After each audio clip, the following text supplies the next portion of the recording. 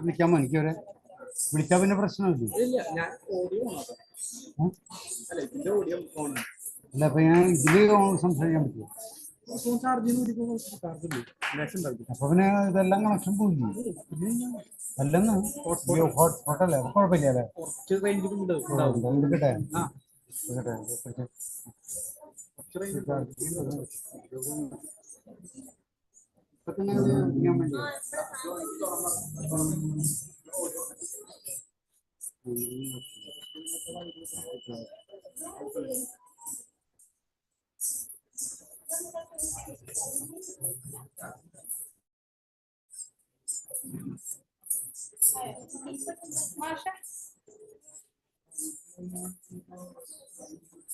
നെല്ലോളക്ക് എത്തിക്കണോ? നെല്ലോളക്ക് എത്തിക്കണ്ടോ? കഴിഞ്ഞു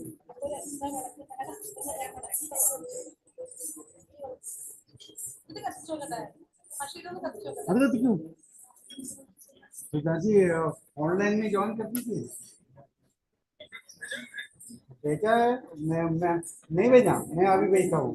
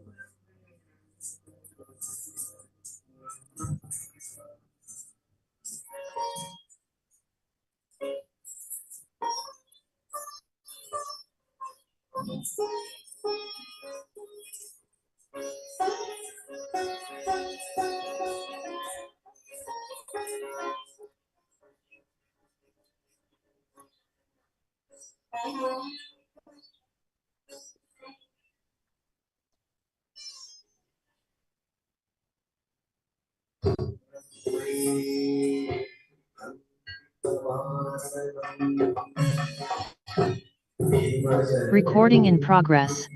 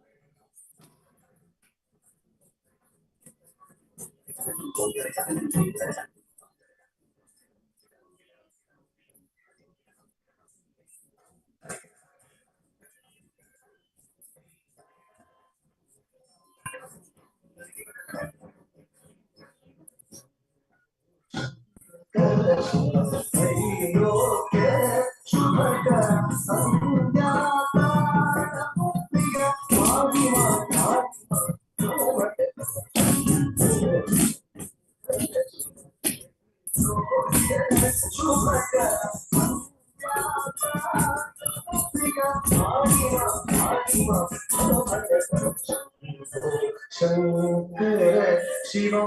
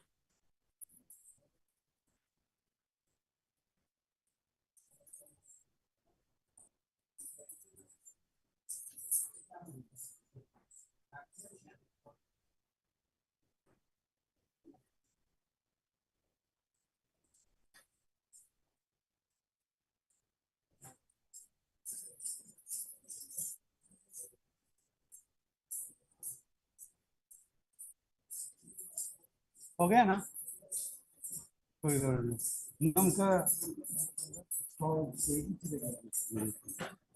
ഞാൻ വിളിക്കട്ടെ ഞാൻ വരാം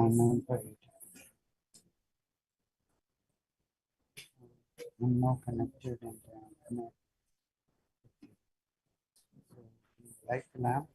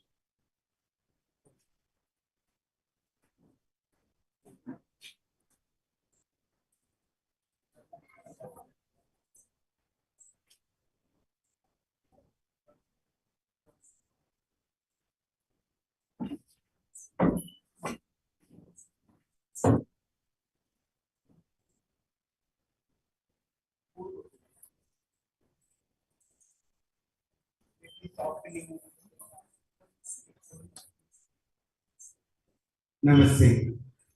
With this opening ceremony, we'll go to the official opening ceremony. This was our previous cultural video performance done by the eminent artist from Kannur. They created a beautiful environment here for a good beginning. And our other speakers are in line now to give the presentation from Harvard. Dr. Satvik Khalsaji is already in the program. Now he is attending. So we'll straight away go to the program. Let me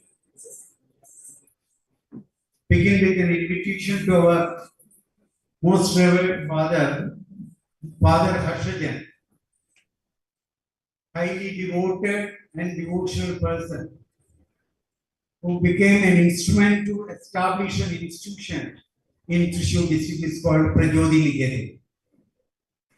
He has got a great vision to bring the Prajodi Niketan as a university and hope that the dream will fulfill it soon.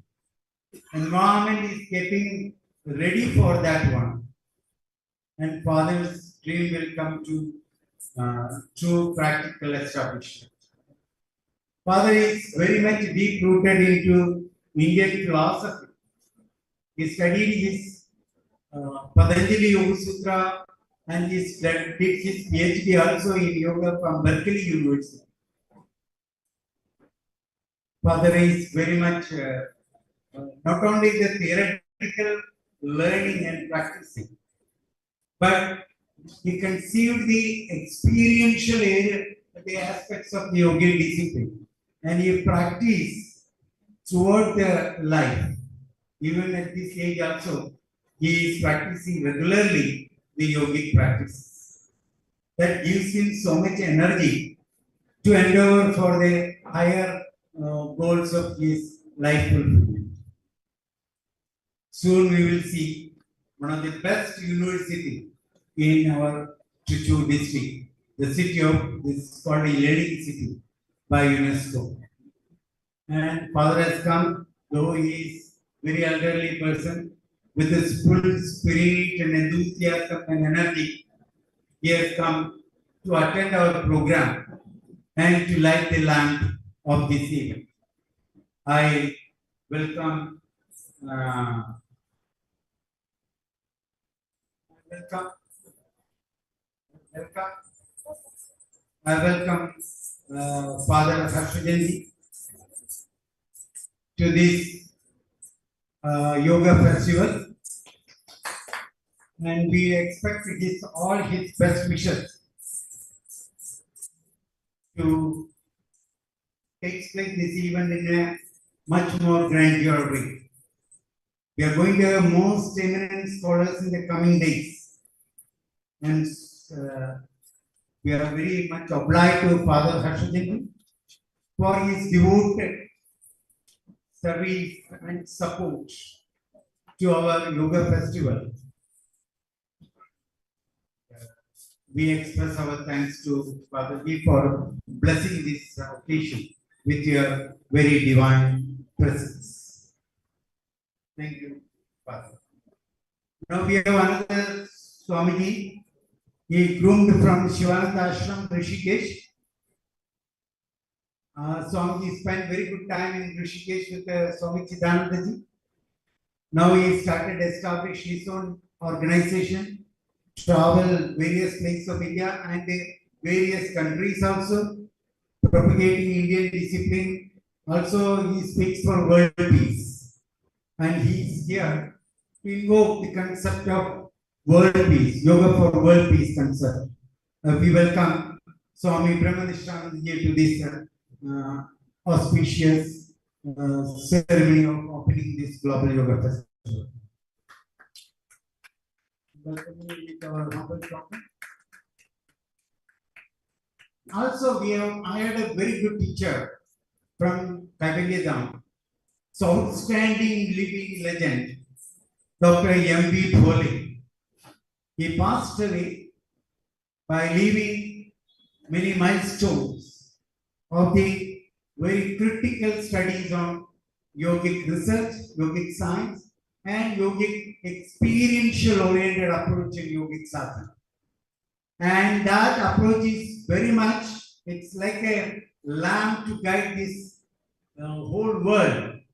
And Dr. Bolaji was the ambassador of yoga to these many foreign countries by our Indian government. He passed away, but we are here to carry on this lineage. And Miss Pauline Van Marley from France is with, yes, she has come to this event.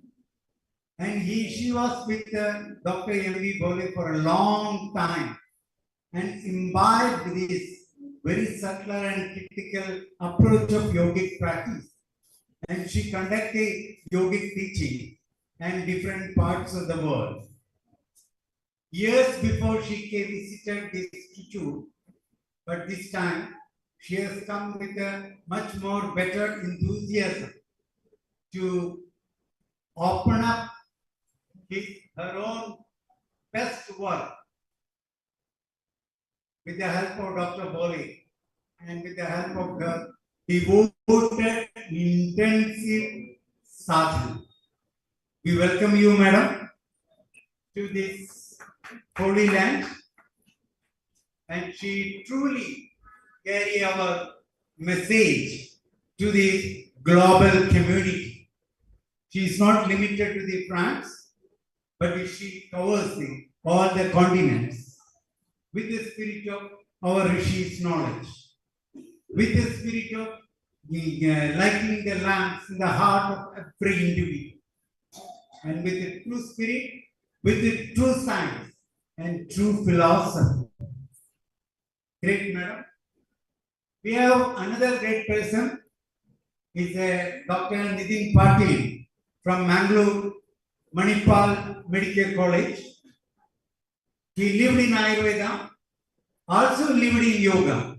His combination of yoga and Ayurveda, though you know that the base of yoga and Ayurveda are same. It's based on Sankhya. And yoga, Ayurveda essentially work with the doshas and Agni for the well-being, to ensure longevity, not to merely living, but it has got a purpose. That's purpose of self-fulfillment through a process of self-realization. And yoga is the discipline. With that best help, yoga is the discipline to complete the journey and helps the person to realize the eternal truth. And we welcome Dr. Nitin Patil. He was with us for a last few years continuously, though he is very busy with many engagements. But he comes and participates in support our endeavor, this Global Yoga Festival. And last, we have a great person from Harvard University, Dr. Satbir Khalsa. He is here. He will soon join in our program. And just after this lighting the lamp ceremony, we invite Satbir Khalsa, Dr. Satbir Khalsa ji to present his best work from his year's studies. We go straight to the ceremony. Before that, on behalf of Global Universal Yoga Consciousness and on behalf of all our yogic community, we welcome you, sir, to this Global Yoga Festival opening ceremony. Pranam. We are soon will connect you very well. Namaste ji.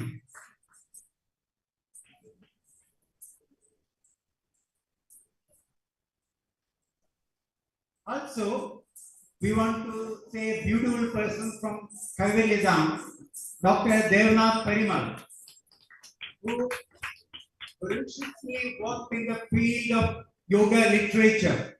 He has published more than 20 texts and he has got many books with him. He's already prepared many books and he has studied many good number of texts. He is here to educate the philosophical literary aspects of yoga from Lonavala. We welcome you once again to this event. So let us go for a ceremony. The Satbir Khalsa ji is ready for the presentation. Let's go.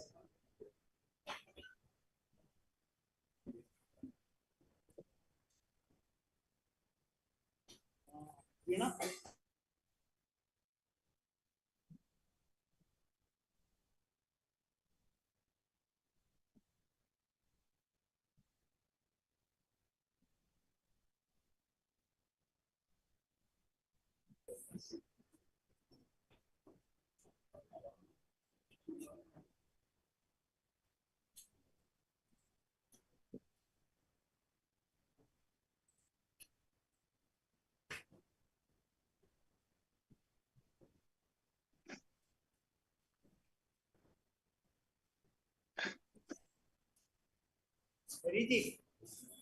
Ready? Please come.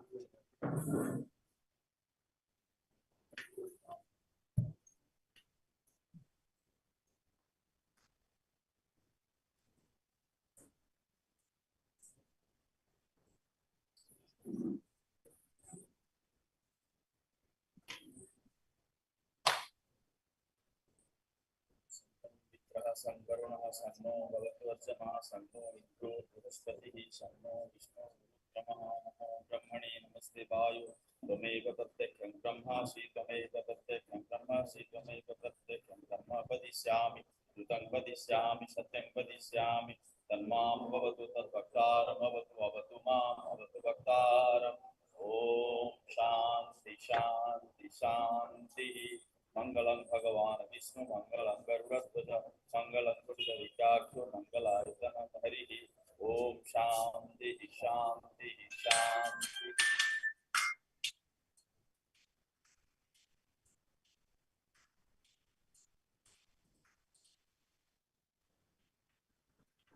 Now we welcome Dr. Satbir Khalsiji to give away his presentation. We are here now open to your presentation, Satbir ji. Are you in line? Satbir ji, are Yes, you in line? yes, I am. Am I Is in am I line? audible? Yes or no? Satbir Khalsiji is in line. Hari Om. Hari Om, am I audible? He's in line. What's calling me?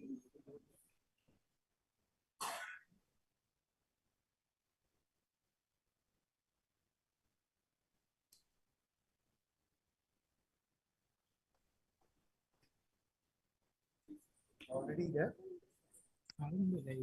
Huh? No, no, no, no. ഇങ്ങനെ പറയാൻ പറ്റും അവരോട് on keep ചെയ്യാൻ പറയൂ പറഞ്ഞോളൂ അല്ലേ So Sadbir ji, now you are ready to, you can join and please Very give good. away your presentation. All Would you right, please? am I audible? Am I audible? Pranam, Am I can you hear am me? I audible? Yes. Hello. Is already joining? And so can I convey to this one? Somebody was called. നമ്മുടെ audio phone ചെയ്യാൻ പറ്റുമോ? Yeah, അതിൽ ഓൺലൈനിൽ വിളിക്കാം. Phone ചെയ്തിട്ട് Am I audible? അതല്ലേ സത്യം. Okay, thank you.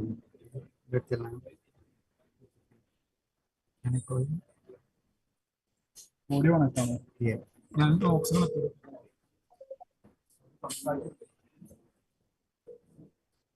Yes, hello. Yes, hello. Yes, yes, now we are ready. Okay. Can you see my screen?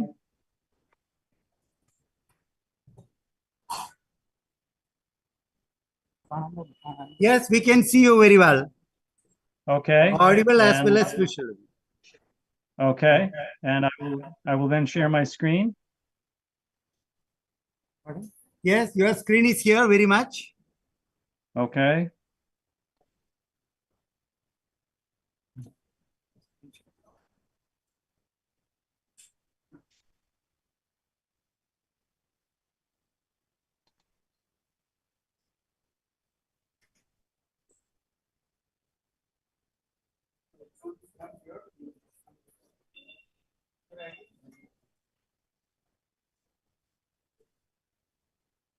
So am I audible? Yes, audible. Very good. Audible. Very good. Well, thank you for that introduction, Yogi Ji, and distinguished members of the dais and colleagues and friends. I'm very grateful for this opportunity to give a opening lecture for this very important conference. My topic today will be on the research, the scientific rationale and research evidence on yoga for mental health. This is a very important topic internationally, and I believe yoga has a very important role to play in mental health. So I want to start my presentation with some of the mental health challenges that the world is facing today. And this is recognized by the World Health Organization in their mental health action plan. And from that report, it says, taken together, mental, neurological, and substance use disorders exact a high toll, accounting for 13% of the total global burden of disease in the year 2004. Depression alone accounts for 4.3% of the global burden of disease and is among the largest single causes of disability worldwide, particularly for women. And this problem is definitely present internationally from statistics and publications we have from India. There is a high burden of mental health disorders. In India, 1 in 7 Indians were affected by mental health disorders of varying severity in 2017. The proportional contribution of mental disorders to total disease burden in India has almost doubled since 1990. So this is a major problem. From an earlier study about mental health problems in adults, what is interesting is that the majority of serious, impairing, and persistent mental health conditions actually begin in childhood and adolescence. And furthermore, there is a high need for the treatment of the high burden of actual mental health conditions in children and adolescents. And in the United States, one example of this is from statistics that we have on children and adolescents, which indicate that almost 20% of adolescents in the United States have seriously considered attempting suicide. This is a major disease that is not being treated well. In fact, another statistic in the percentage of high school students who have actually attempted suicide, this is almost 9% of adolescents. And what you can see from this chart over the years, this problem has not improved. It is still high. It is still at 9% of children and adolescents. So this is a major problem. This problem in adolescents is also here in India. From this paper in 2022, they report that India is home to the largest number of adolescents globally, comprising about 1/5 of its population. A meta-analysis reports that 6.5% of the community and 23% of school children and adolescents have psychiatric disorders.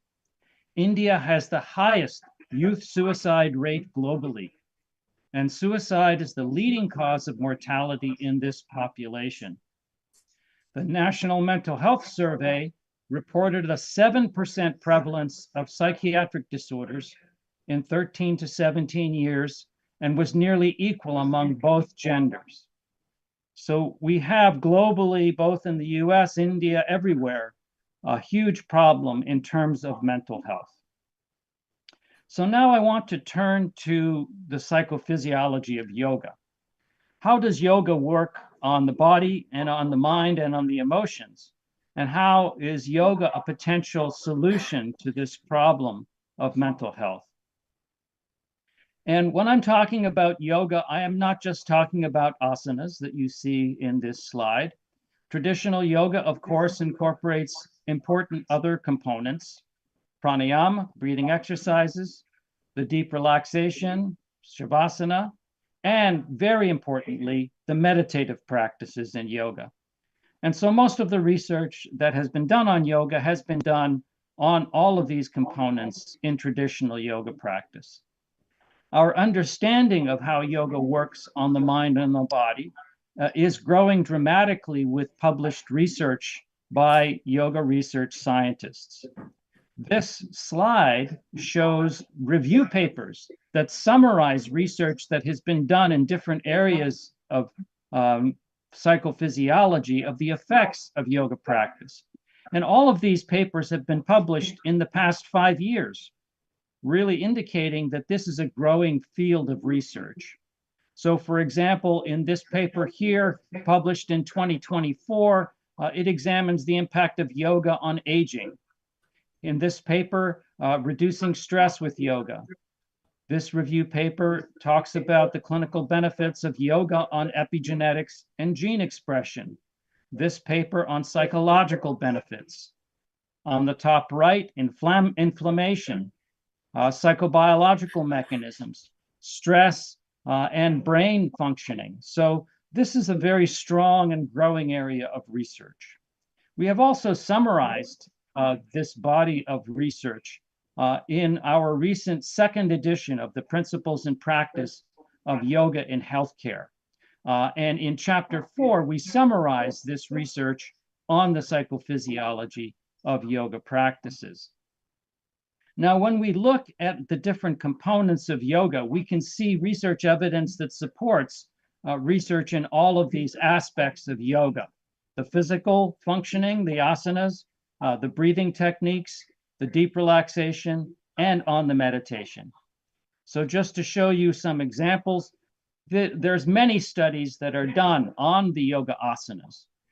By taking individuals, giving them yoga asana practice, we can easily see within 1 month improvements in oxygen uptake, flexibility, muscular endurance, muscular strength. And many studies have shown that these physical changes do take place with a regular practice of asanas.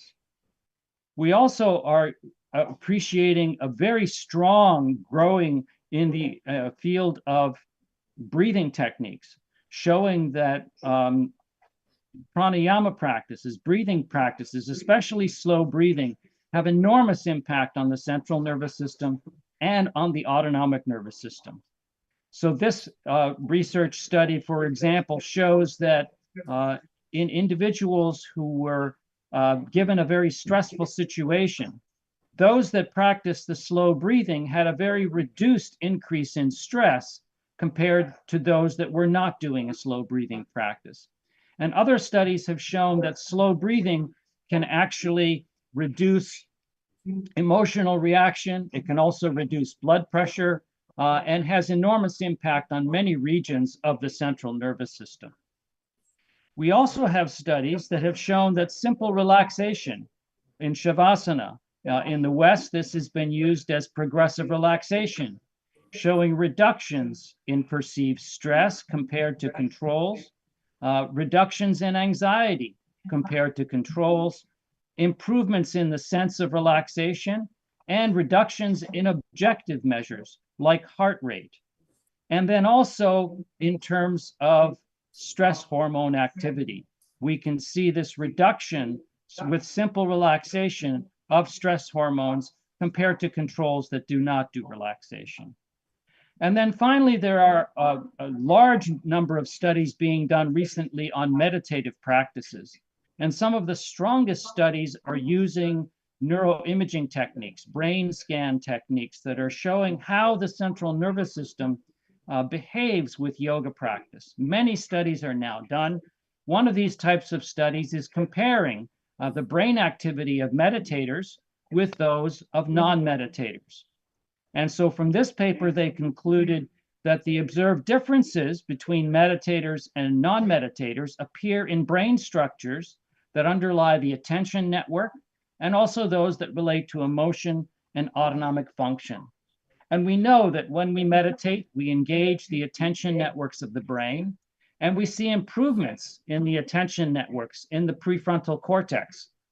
And this also is then related physiologically to the self-regulation of stress and emotion, and also in autonomic function. So what this allows us to do is all of this research can then allow us to formulate a logic model that summarizes the psychophysiology of yoga, how yoga works on the brain, mind, body, and emotions. And so again, when I'm talking about yoga, we are talking about the physical postures, the asanas. We're talking about pranayama. We're talking about the deep relaxation. And very importantly, we are also talking about yogic meditation. And what we know is that from research in each one of these elements by themselves or together in some combination as yoga, we are improving physical functioning. And this is a box that I'm referring to as fitness. We are improving things like flexibility, physical strength, coordination and balance, respiratory function. And through this improvement in physical functioning, we're improving through the mind-body connection, a psychological self-efficacy. Individuals become more confident in their physical functioning. And through that mind-body connection, we know that we can influence mental behavior and emotional behavior. So this simple act of asana can actually be very useful in both stress and emotion regulation. We also know that from each one of these practices by itself or together in some combination as traditional yoga, we are improving self-regulation of internal state, both psychological and physiological. And the most important things that are improving are stress regulation and emotion regulation. And with regular practice of yoga over time, we increase states like resilience and tolerance to stress, emotional equanimity, the ability to manage emotions more effectively, which leads to an overall psychological self-efficacy. People that practice yoga regularly become more in control of their mental and emotional functioning, as well as their physical functioning. We also know that it is primarily through the meditation action, the focus of attention in meditative practice, that over time we start to increase mind-body awareness. Practitioners become more aware. And this is also in modern psychology and physiology becoming known as mindfulness. These practices are increasing this construct of mindfulness through the engagement of the attention networks in meditative practice. Because we are increasing the attention network's ability, we are improving concentration, we are improving cognition. And what this involves ultimately is the self-regulation of thought processes. And this goes back to Patanjali's Yoga Sutras. As we meditate regularly over time, we become masters of our own thought processes and ultimately come to the realization that we are not our thought processes because we have the ability to self-regulate these thought processes. And this is a well-known psychological construct called metacognition. And metacognition is a construct that underlies what is in psychology the most powerful and universal form of psychotherapy, which is cognitive behavioral therapy. So yoga and meditation share with cognitive behavioral therapy this construct of metacognition. And we know that the cultivation of mindfulness and metacognition are very powerful therapeutic strategies for helping individuals improve mental health, both in terms of treatment of disorders, as well as the maintenance of positive psychological states. And then finally, it is typically through longer and regular practice of yoga, particularly the meditative component, that individuals start to experience these unitive states of consciousness, experiences of transcendence, the flow state, which leads many people to a deep transformation. It is a transformation that typically involves a transition from materialistic goals in life to spiritual, non-materialistic goals in life. And this leads to an improvement in life meaning and purpose. And this box is what I'm referring to as pure spirituality, the experience of these spiritual states. And this usually takes much more time to manifest, typically with months and years of regular yogic practice. So one thing you can see from this logic model is that we are making changes across a broad spectrum of human functioning, from the gross level of muscle and connective tissue to the deepest experiences that humans can have. And all of these boxes are supported by significant research. We have very strong and objective evidence of the improvements on the physical body when we do yoga practices. And over the past 3 decades, we have seen enormous advances in the field of research that supports self-regulation of internal state and improvements in mind-body awareness and mindfulness. And this is really revolutionizing our understanding of how yoga works. And we are starting to see a growth and an appreciation of the importance of spirituality in modern medicine, although this research is just now beginning. So as a consequence of this broad spectrum of change that yoga can provide, we are seeing improvements in global human functionality, from the gross level of physical and mental health and performance, to improvements in stress and emotion regulation, awareness, mindfulness, and metacognition, to the deepest changes and experiences of improvements in positive behavior, improvements in well-being, life values, life purpose and meaning, and even the induction of what we refer to as pure spirituality.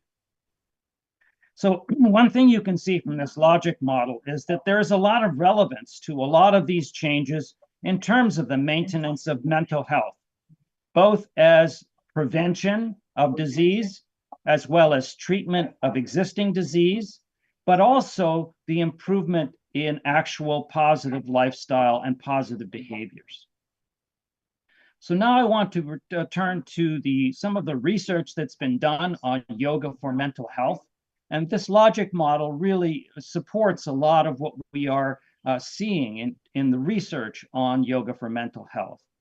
So this is a paper from my colleagues at the National Institute for Mental Health and Neurosciences, NIMHANS, in Bengaluru. And they concluded in this paper this rationale for how yoga works on mental health and psychiatric disorders. They wrote that there is growing evidence for yoga's neurobiological effects in people with psychiatric disorders. Postulated mechanisms of action include modulation of the hypothalamic pituitary adrenal axis, engagement of GABAergic neurotransmission, autonomic modulation, and neuroendocrinological effects. Yoga as a therapeutic intervention in psychiatric disorders appears promising and merits further attention in clinical practice and research. And as I said, this field of research is growing dramatically. When we look at the database PubMed and do an analysis of publications which are reviews or meta-analyses on different mental health characteristics, we can see an enormous growth pattern from the beginning of this century. It has grown really quite remarkably. In 2022 to 2024, there were over 40 review papers or meta-analyses of yoga trials that have been done on different mental health conditions. And when we look at the different mental health conditions that have been treated, we can see that one of the strongest outcomes has been on stress. And this is very important because stress is one of the greatest risk factors for the development of mental health problems. And in fact, stress is also at global epidemic levels. In the United States, for example, 45% of middle-aged adults are extremely stressed. And there is no pill for stress. Modern medicine has no solution for modern stress. In fact, medical doctors themselves are experiencing high levels of stress. You can also see the different mental health conditions. Depression and anxiety, which are the two major mental health conditions, have undergone the greatest amount of research with yoga as an intervention. But we've also seen studies on yoga for sleep, for post-traumatic stress disorder, for psychotic conditions, eating disorders, and addictions. And we've also summarized these in different chapters in our medical textbook, The Principles and Practice of Yoga in Healthcare, in which we have chapters on yoga therapy for depression, for anxiety, obsessive compulsive disorder and trauma, and other mental health conditions. And there are also reviews that support this growth in yoga as a treatment for mental health conditions. From this review paper in 2017, meditation practice in yoga is positively associated with mental health. From a more recent review paper in 2018, it was found that most studies observe increasing trends in the promotion of positive mental health indicators due to yoga practice. And even more recently, in 2019, this review paper concluded that yoga serves as an holistic practice and promotes an individual approach to healing that is acceptable and feasible for people with common mental health conditions. So now I want to give you some specific examples of different areas of research that have been examined with respect to different mental health conditions and the benefits of yoga practice. And one of these areas is actually in the treatment of chronic stress and burnout. And burnout is a form of chronic stress that is manifested typically by employees in the workplace. And both of these conditions, both chronic stress in the general population and burnout in occupational settings, is growing very strongly and is really not treatable by pharmaceuticals. We know that there is a growing body of research on yoga in the workplace to deal with chronic stress and burnout. So this review paper in 2019 concluded that the findings of this study suggest that yoga has a positive effect on health in the workplace, particularly in reducing stress. One of the most stressful occupation is actually in healthcare. Healthcare workers such as doctors and nurses, etc. And this is an umbrella review summarizing many review papers that have been conducted on research that's been done on yoga in the workplace. They concluded that in accordance with the literature, the study shows that increasing the use of yoga and mindfulness-based interventions can provide support to healthcare workers in achieving stable psychophysical well-being, which can enhance their value within their work environment. And I want to just give you a couple of examples of research that we have done. This was a study that we did in the UK, in Wales. This was on a clerical population of National Health Service workers. After an 8-week yoga intervention, we saw reductions in perceived stress, whereas a control group in that study that did not practice yoga had no change over time. We've also conducted a short-term study. This was a week-long residential program at the Kripalu Yoga Center here in Massachusetts. And what we found was, at the end of the program, a reduction in perceived stress, but also a maintenance of that reduction in a 2-month follow-up. And in terms of resilience to stress, we saw an improvement in resilience, which was also maintained at the 2-month follow-up. More specifically, we've looked at education professionals, a very stressful occupation, teachers mostly, and we found in this randomized controlled trial a reduction in perceived stress that was maintained at the long-term 2-month follow-up. The control group that did not practice yoga did not have benefit. We also saw improvements in the long term in resilience to stress. We also have looked at Harvard physicians, Harvard doctors who are under a very stressful situation in their occupation, and looked at this construct of burnout. And what we found was, after 6 weeks of yoga delivered at the hospital, we saw a reduction in total burnout scores that was maintained at the long-term follow-up. And in subscales of work exhaustion, interpersonal disengagement, and professional fulfillment, we also saw improvements. And we also saw improvements in those medical doctors in perceived stress, improvements in resilience to stress, and also improvements in mind-body awareness or mindfulness.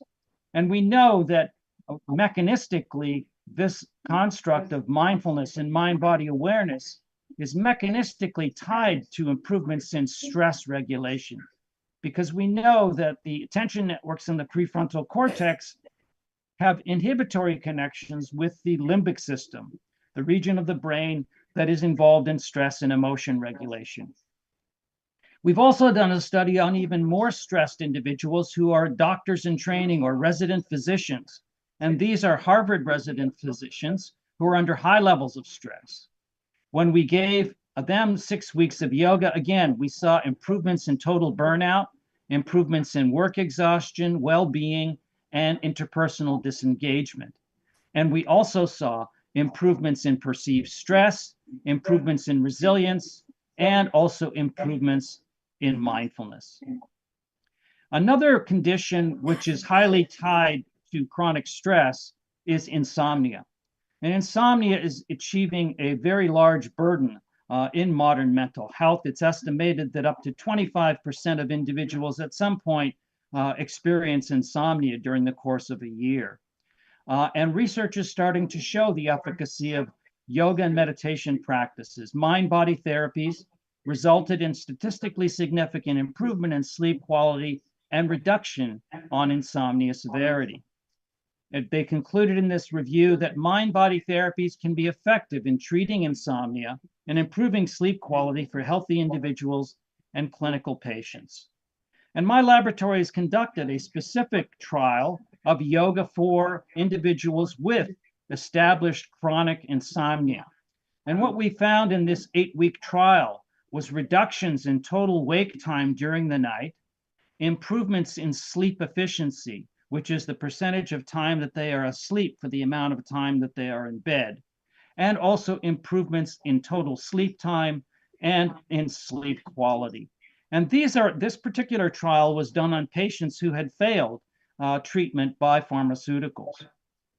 We then followed this up with a randomized control trial, which showed similar benefits compared to a sleep hygiene control group. This purple curve here, which is the yoga group, showed reductions in time taken to fall asleep, improvements in total sleep time from less than 6.5 hours to over 7.5 hours, and improvements in sleep efficiency almost to 90%, which is normal and healthy. And then also reductions in total wake time during the night. Another important area of research which my laboratory has really been focused on is in yoga for children and adolescents. Because as I demonstrated at the beginning of my presentation, many of the mental health conditions in adults begin in childhood and adolescence. And furthermore, there is a huge burden of mental health in our children and adolescents. So we have actually published a paper which provides a rationale for why we believe that yoga should be implemented in public schools. We summarize the mental health burden in children. We talk about the research that shows efficacy for mental health. And then we review the studies that have been done in yoga in school settings. And this was the subject of a review we published, actually summarizing the studies that have been done in school settings. This was published in 2016. And at that point in time, there were only about 40 studies. So this is a very small area of research. It has not grown significantly since that time. So we believe that it's very important that more research be done in yoga in school settings. Just to show you some of the examples of this research that we published in 2 research trials in a high school setting, we showed changes in a number of different psychological characteristics in social stress, attitude to school, anger, resilience to stress, negative mood, anxiety, and anger expression. And what is shown here is in pink is the yoga group. And what you can see is that in terms of the improvement over the course of a semester of yoga, there's not much improvement in the yoga group. But this is the control group that did not practice yoga. And you can see this deterioration, this worsening of mental health characteristics. And this is what is happening to our children and adolescents. They are starting to increase their mood disturbance and their mental health. And this decrease is what is accounting for this high mental health burden. And so what we saw in this study was essentially yoga acting as prevention to prevent this decline in mental health. And our hypothesis would be that if we give yoga for more than just one semester throughout elementary and high school, we may be able to start to see actually improvements in mental health. We saw a similar pattern in another study that was funded by our National Institutes of Health. And in one middle school setting, we were looking at psychological aspects of addictive behavior. And the one finding we found was in the willingness to smoke cigarettes. What we saw in the control group that did not practice yoga was an increase over the course of a year in the willingness to smoke cigarettes. But the group that practiced yoga did not have such an increase. So again, yoga is acting as a prevention for this deterioration in mental health behavior, specifically with addictions. We have also seen in a charter school setting a reduction in perceived stress and an improvements in resilience to stress, and also an improvement in positive mood state. And then in another study more recently, we showed improvement in emotion regulation.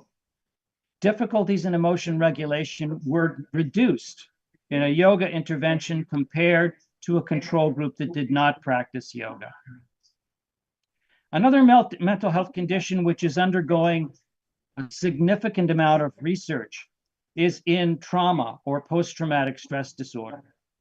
And yoga has a very strong rationale for the treatment of post-traumatic stress disorder. So this model, for example, shows the mediation of post-traumatic stress disorder by improving control of attention, also by tolerating discomfort and stress coping. And what we know about post-traumatic stress disorder is that it has both physical and mental characteristics. It is not just a mental condition. Like most mental health conditions, these are mind-body conditions.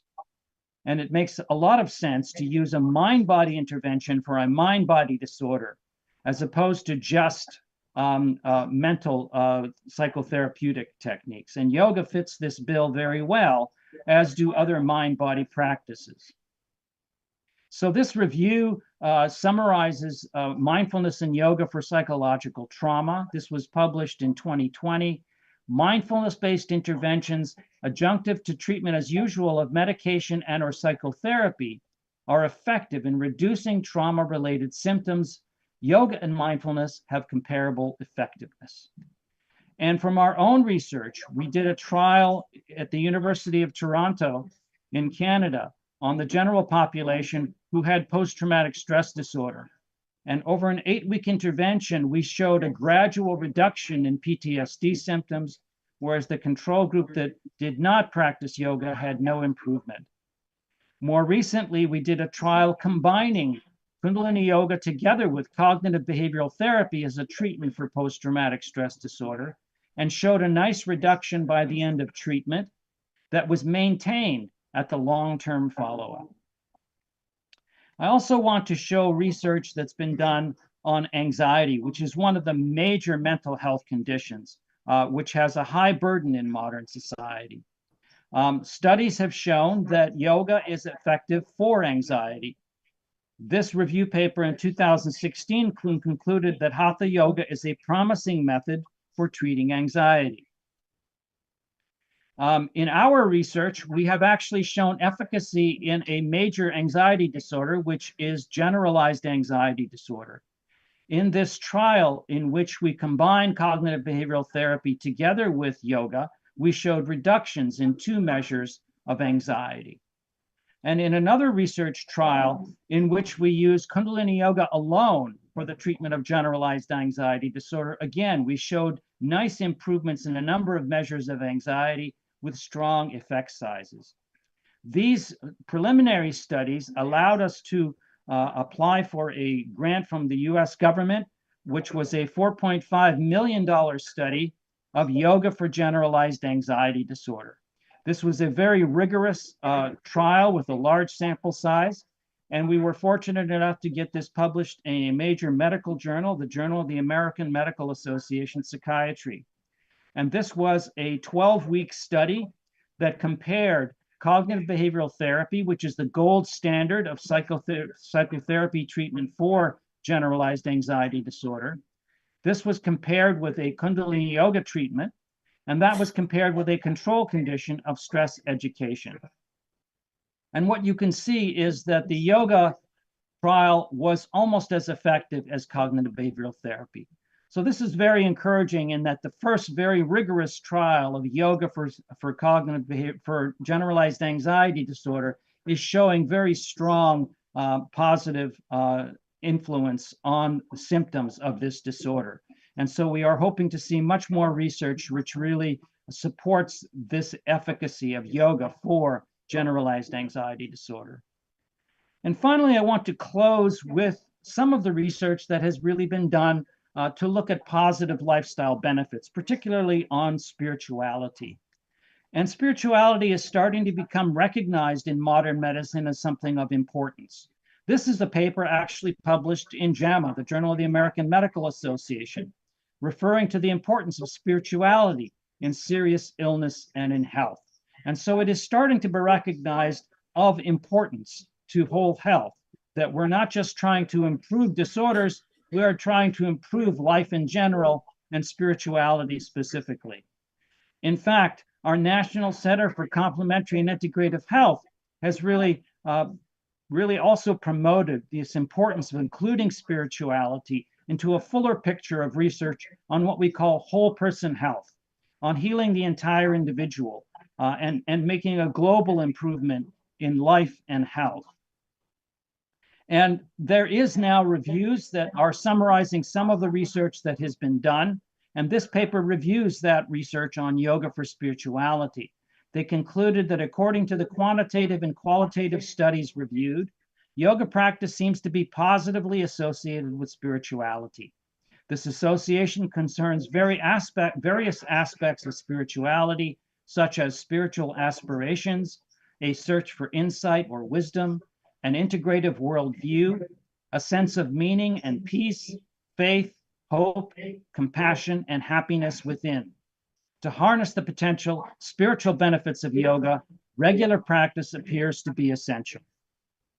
And from a survey study we did find that a significant number of practitioners, up to 40% in this particular study, showed that they were coming to yoga practice for seeking a spiritual experience. What is really interesting is other surveys that, although they have shown that there is a small number of individuals who begin yoga practice for the reason of spirituality, when those same individuals are asked what their current reasons are for yoga practice, the reason of spirituality then increases sevenfold to over 20%. It is the largest change that yoga practitioners experience as they continue yoga practice, suggesting that spirituality is something that comes into their experience, even though they were not anticipating this. And this becomes a major reason for their continuing of yoga practice. We've also seen this improvement in spirituality in the short term.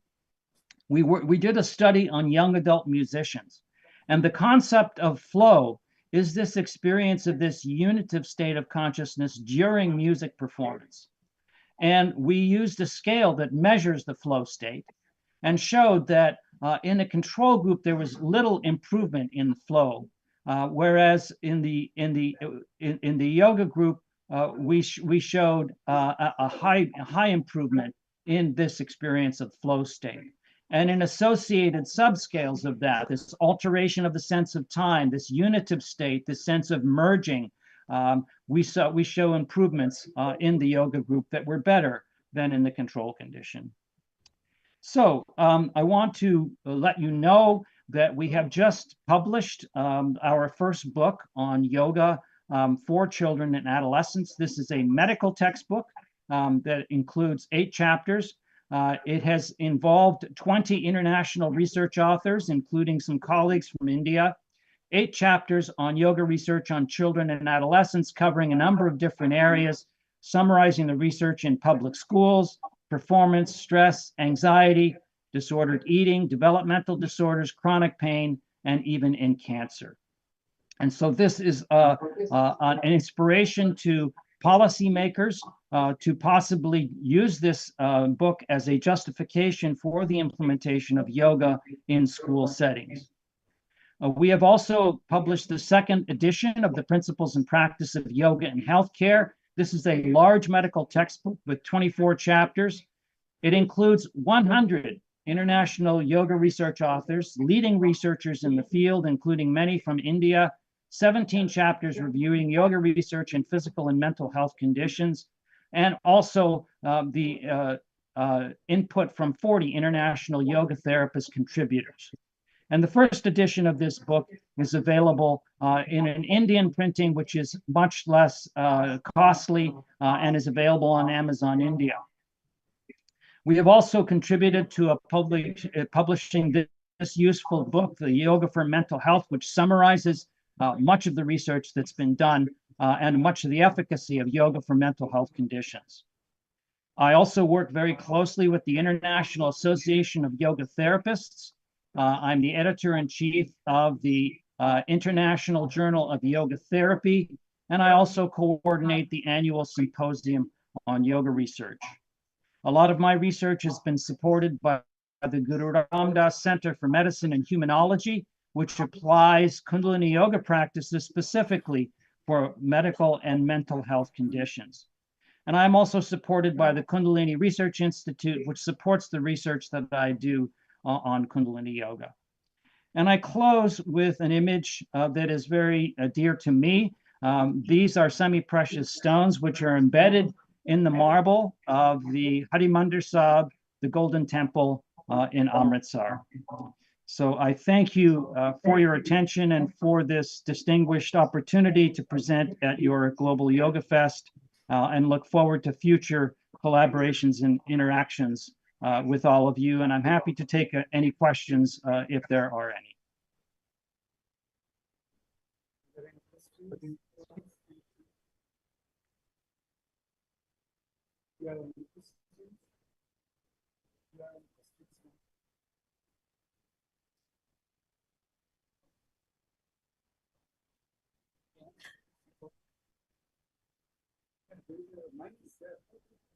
Your mic? Yeah. The mic is there. Or you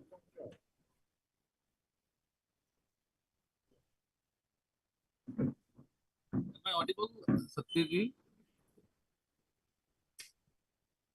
Hello? Yes, hello, I can hear you. Yeah.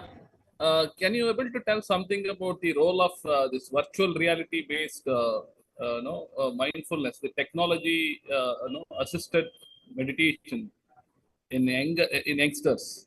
Your experience?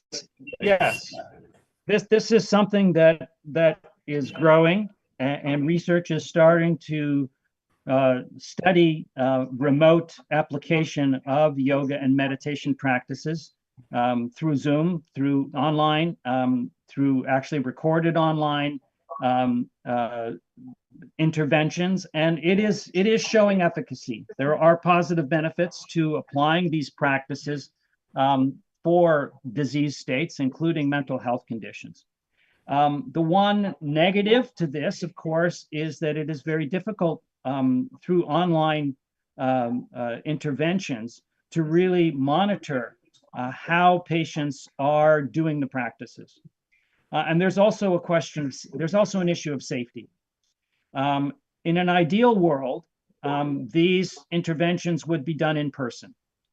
And I like to, I would prefer to have interventions in which individuals will have in-person instruction for at least a month before they then transition into using digital resources to maintain their practices and further their practice.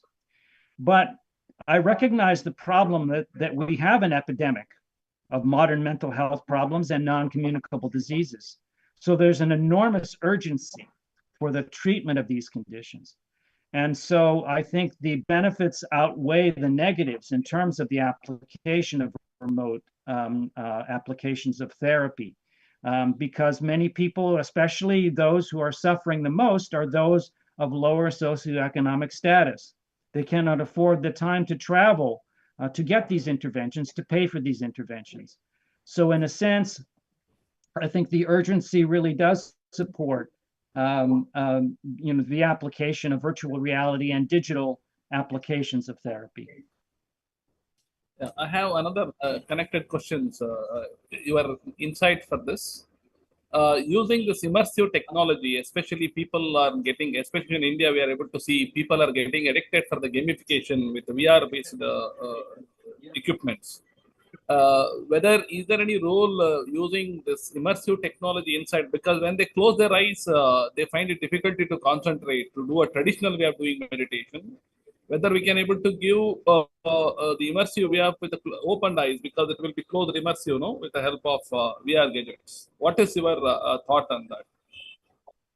Well, I'm not an expert in this particular area, but clearly one of the aspects of meditation is that there are some benefits to closed eyes meditation, because when the eyes are open, we are typically very visual.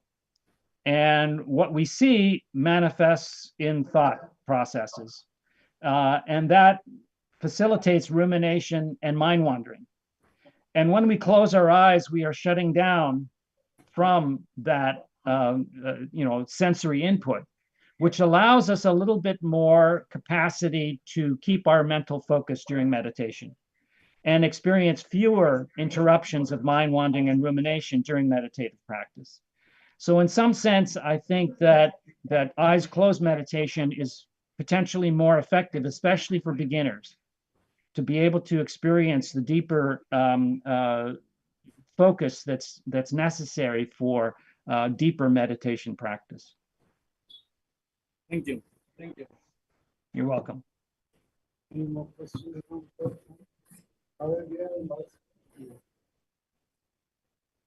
So we are very happy to have your precious time here to share with our very renowned masters also here, like Dr. Father Harshajan. He is basically studied from Berkeley University. He is establishing now a university in Kerala also now, and Father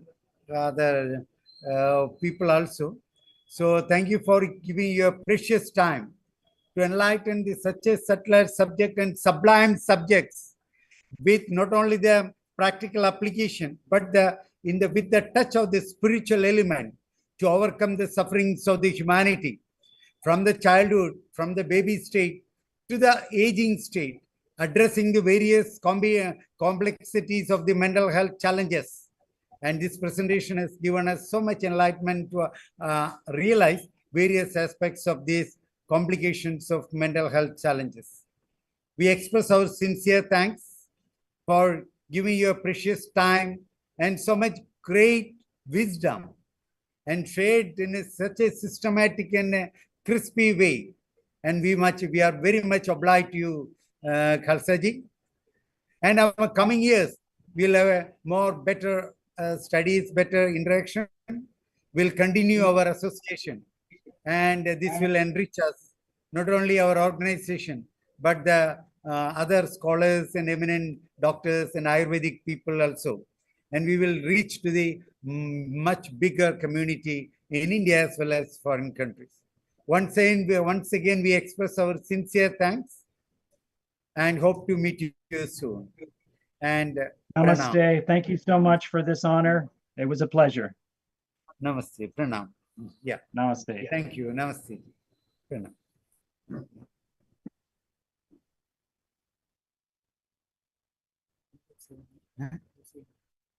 No, we continue. There is no. It doesn't have to be a primary feeling.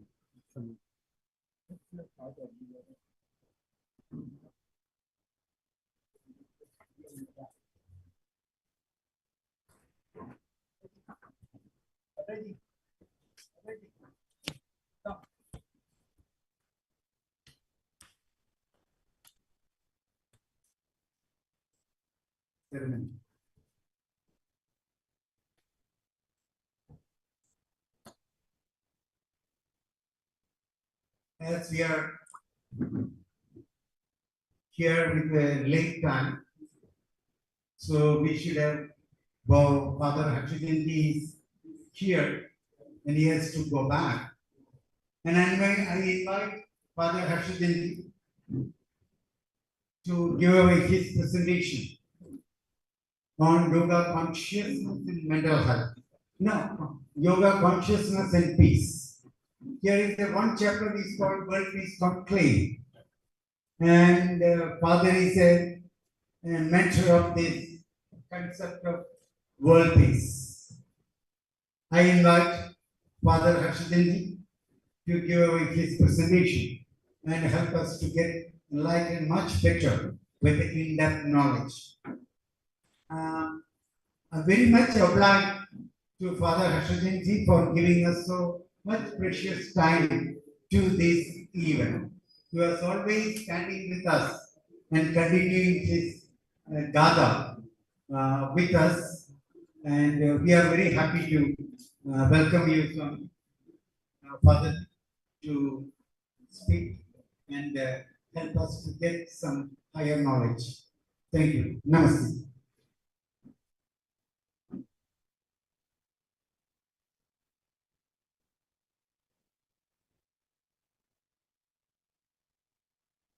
Respected Yogi Jivdevansky and other eminent guests. I'm here to give a small insight into consciousness, the outer consciousness, and world peace. I have been to 22 countries around the world to study how they run outstanding universities. And there are many outstanding universities. And they are very much in the forefront in tech edge. But their society and family is suffering. Divorce, sex, street violence, and all that is messing up their life. My question, with all this advancement, scientific, technological advancement, if they cannot have peace, what the purpose of having all these developments? We need stability, peace. And in my own reflection, I came to the conclusion. Before that, I want to tell you, I studied under Rollo May, the founder of holistic approach. I implemented it in Pudukar, Prachodini College, 29 years ago, with the 22 awards for the best college. This year onwards, the government of India has declared holistic education mandatory. But we have already begun that. The difference is we have the latest development classrooms for computer, electronics, and all those things. And ours is the only college that started for job-oriented courses and plus research. But the difference we have in this college is we use holistic approach, which means development and growth for the whole person. In India, the understanding is holistic approach means multidisciplinary approach. It is not. That is wrong. The real meaning in India, because India was holistic from the very beginning, we lost in between. High time to recapture. And Modi ji is about it. To recapture, we need all this scientific. The West has scientific advancement, though they lost their Christian values. We have values, but at present we don't have values. Nor do we have their progress. To that extent, which they can boast of, we are progressing. We are developing. We are advancing. There is no doubt about it. We have the wisdom. Yet, we are not implementing. We never gave enough sufficient importance to what we have. So, my conclusion was, or hypothesis was, the integrity of a society or family depends on the integrity of the persons who enter into that society or family, or group. If the individuals do not have integrity, then the group will not have, it will disintegrate. There will be fight. And at present,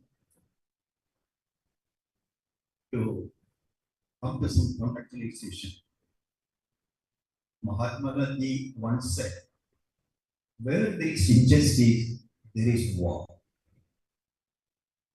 He meant that justice that does not lead to genuineness of love will lead to war, today or tomorrow.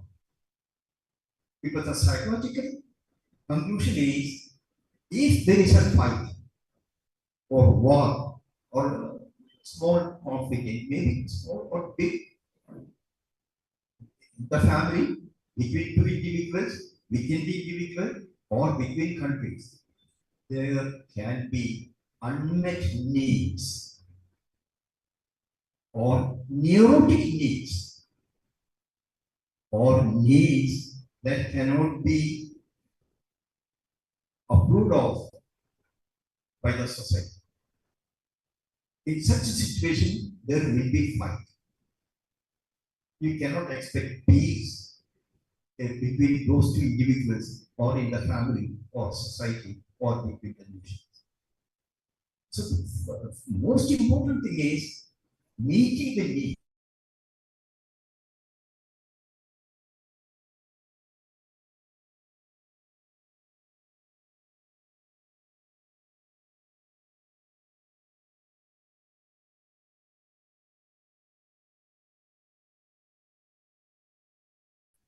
If it is a greed, we cannot meet. But to a peaceful situation, it means that. And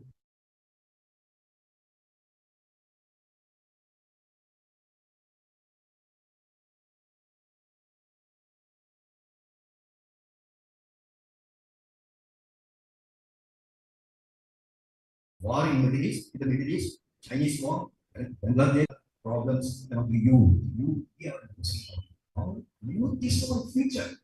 Once we are in the street, how we are going to grow without the youth? Because they don't have value. So I came to the conclusion, we need to inculcate value through advice, no. Through counseling, no. Doesn't have much benefit. I've tried that. Or punishment doesn't have any effect. Then how we have that? But whereas we found in the college, once the student internalizes the value, it is effective. This is why within 29 years, we got 22 awards for the best college because no strike, no problem. All the students are motivated, and we are the only college that get highest rank in the university and first rank in all the subjects in Kerala. And this is the only college that incorporated yoga consciousness as a part of the syllabus of study. But LDF government found it is too much Indianization of Hinduism. They took it up and see. So I am handicapped. So I am looking for a central government to help me to have a university where I can implement all these ideas. But yoga consciousness, the key, the most important thing. Tomorrow I will be talking about that issue. Namely, the stem psychotherapy in relation to the classical Patanjali yoga. How the East and West, not exactly East and West, the empirical self and the spiritual self are met together, and where they melt together as complementary and healthy. That I will talk about that tomorrow, the stages, the steps, the psychological process of healing, health, and growth, all that will be tomorrow. But today, my speak about this particular aspect, how we are moving away from our value system, even though India had this yoga consciousness. Patanjali's yoga. Patanjali's yoga, classic yoga is all around consciousness and pure consciousness and then different stages of consciousness already there. Yet they are lost it practically. Now the high time we implement it. Our Prime Minister is very much in demand to settle problems in other countries, not only in our own country. He is invited everywhere. Why? I would say there is certain amount of wisdom in him. Wisdom incorporated or internalized over the years to his yoga practice. Or not any yoga, maybe I would say Patanjali's yoga that helped him to grow in stages and stages of consciousness, higher levels of consciousness. The lower levels may not be helpful so much. We'll come to that. What is the lower level, middle level, higher level, and tomorrow. And because of that, he is invited. And just to organize him, I was in America for almost 25 years. 80% of my professors Nobel Prize winners. Some of them younger. Some of the older ones already dead because I am already 91. I have a double MA, triple PhD in various subjects within 25 years. Did research in different countries, and they are asking me, Father, why are you coming here when you have so much of wisdom there? I asked, what's the wisdom? Tell me. They are telling me. They don't know how to exactly say it, but they say, Namaste. Namaste. Na. No. Ma. Myself. But then who? You. They. Very high wisdom. That is summary to stand. Highest, I would say highest wisdom. Very high wisdom. Always preferring the other. Preferring, the moment you prefer the other, conflict is over. There is no way to pick up a quarrel with somebody who is saying Namaste to you. This evening I was seeing those girls coming and meeting their guru, who taught her, and touching her feet and seeking blessing. Wisdom, which doesn't happen in most of the countries. Even in India, it doesn't. But in Kajori, we need wisdom. And the children are present, love it. And there is no strife, no ragging, none of the problems you see in other colleges. This is the only college. The credit goes to this yoga value, conscious, yoga conscious, which I have been teaching. Now I cannot teach because university, Calicut University, run by LDA, has asked me to stop all that. That is too much. They cannot take it. So there is a problem. Anyway, if I get a university, I will definitely, I don't need the permission of Calicut University, nor any blessing from the LDF government. I can go straight, but who will give me? I hope some of you, if you can recommend, it can happen. And if I get, I will be most grateful. Now, what I said is a spiritual power, a wisdom. We call it dharma. Dharma is not for God. Dharma is for human beings that regulate our relationship, elevate our standard. and take us to another level of consciousness. Because dharma, according to Dr. Mohan Bhagwat, dharma means truth. The question, what is truth? I would say it is genuineness. And the modern philosophers, I am not a philosopher, I like to be a philosopher. I'm a clinical psychologist with a holistic approach and yoga consciousness. In this particular situation, with all the wisdom that is coming, we are losing our youth, I said. They are becoming more and more egocentric. I think in last March issue also,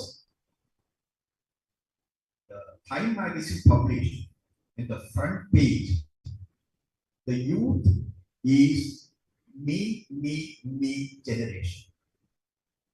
That is how Time magazine has summarized the youth of the day. Not only in India, anywhere in the world. That is how they are giving importance to selfishness. Dharma says, be genuine. According to Dr. Mohan Bhagwat, dharma is truth. Truth is genuineness. In Malayalam, Thanima. That is God. That is Isha. Genuineness. And the modern thinkers, especially existential thinkers, Heidegger, Marx, Maslow, Mastika, Charlotte, Viktor Frankl, and so on. They define truth as authenticity with integrity. You don't have to qualify it. It is authenticity, full stop, or genuineness.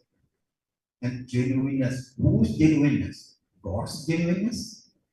God is genuine. It is my genuineness. My genuine in such a way, to a process of Atma Sakshatkar, I reach Ishvara Sakshatkar. There is a famous Titipo, Jnana, Devana, Etana, Pasani, Atmanan, Atmana.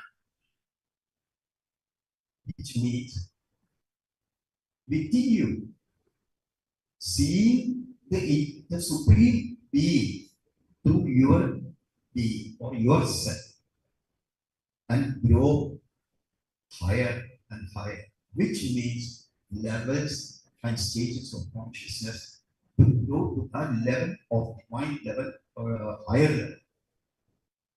And this has become one of the important things in ancient India, Mahabharata. And why not even today? It is a wisdom of the ages. Wisdom, today's wisdom can be need to be to grow the mind. If through consciousness, this supreme value is not digested and believed, there will be problem. Years back, in Bakersfield, California, America, while I was having my clinical internship in a hospital in Bakersfield, a lady was brought to me. She is in her 30s, maybe in Thursday around 35. Her 2 children and a husband. She is MSW with psychiatric training. Now, so far they managed their life very well. Now, for the last 1 year, she says her husband had been asking her, why not give him permission to go out and sleep with other girls and see how life is like. or in America they would say shopping. He wants her permission to go for 2 little shopping. She prefers to commit suicide rather than let this fellow go for 2 years. He wants to take leave of absence from marriage for 2 years to do shopping with other people. Then come back. The understanding is when he comes back, she has to accept him. She came to he had been to several people, counseling and psychotherapy and so on.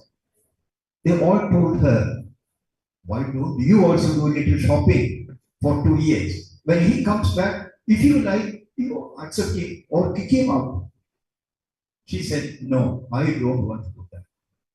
She came to me and explained all this matter to me. I don't want to do the process through which I helped her. She finally came to the conclusion, I will love him anyway. I asked her, are you really decided? Yes, I mean it.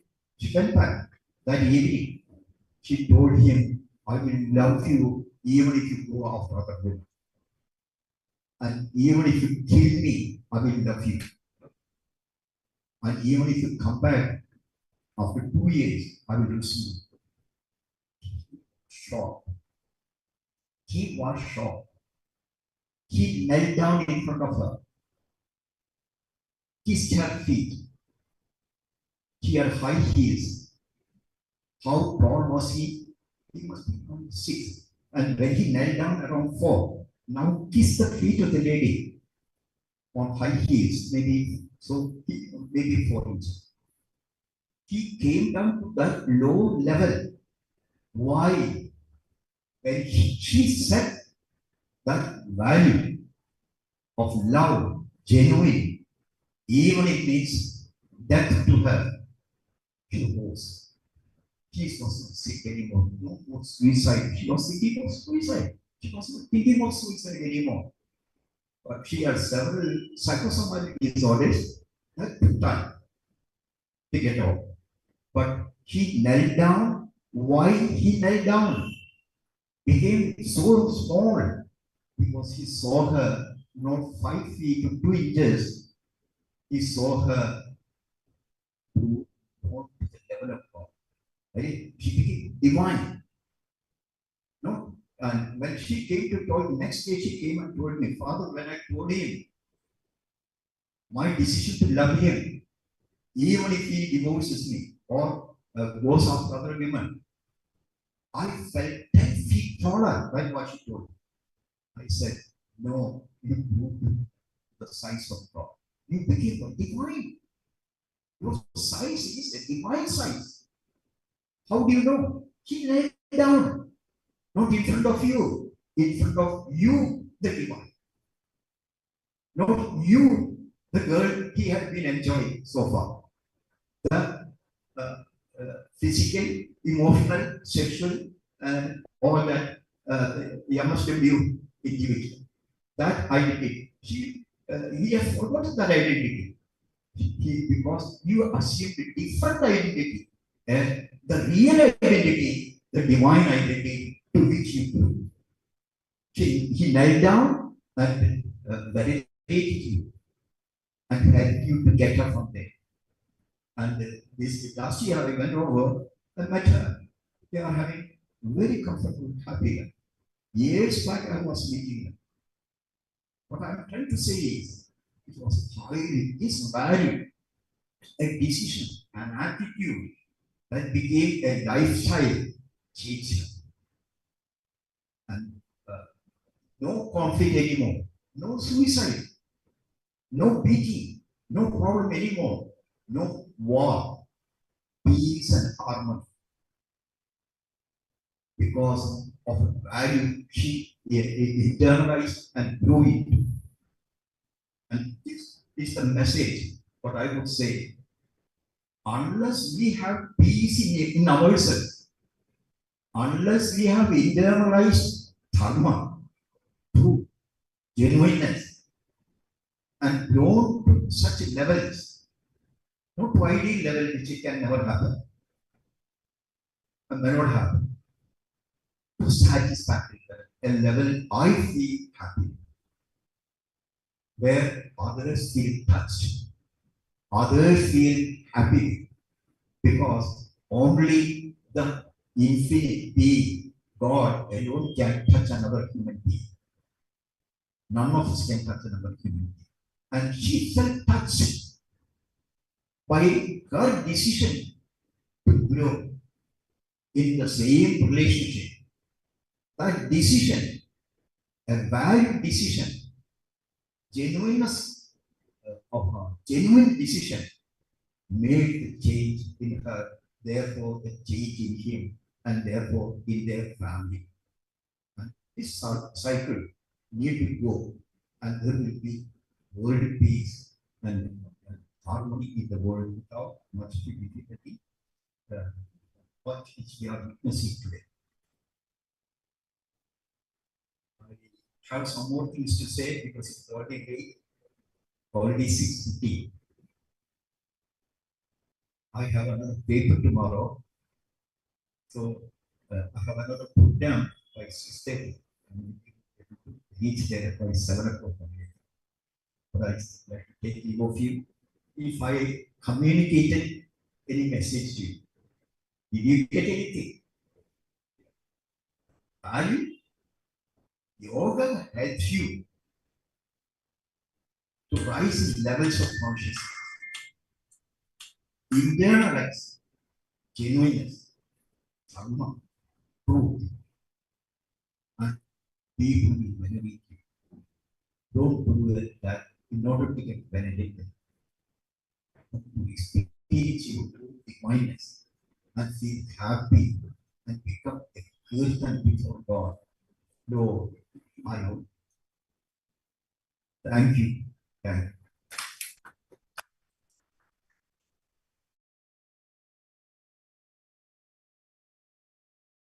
Thank you, Father, for giving such elaborate.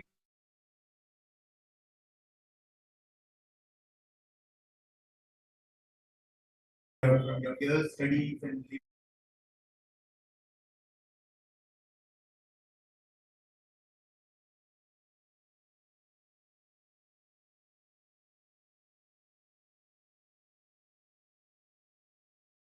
for a successful and joyful video presentation tomorrow and again with Dr. Bill Kubiji, Dr. Ravindranji here, Nidhinji here. So many people will come tomorrow, and Dr. K. Shashidaran will come. Many people will come tomorrow for a very intensive session. Thank you, Father, for giving us such a broad and higher concepts of consciousness, how one can evolve from the lower consciousness to highest consciousness and reach a state of fulfillment. Life is a journey to grow towards that ultimate establishment. And Father was showing that application of this understanding and knowledge in our day-to-day life through another subject. He was interfering with many patients, many people with various challenges. And this was an exact example-oriented testimony. Thank you for Father giving us such a chance to listen to you and get some insight from your knowledge. Once again, we will meet him tomorrow. And thank you, Father, once again, we express our.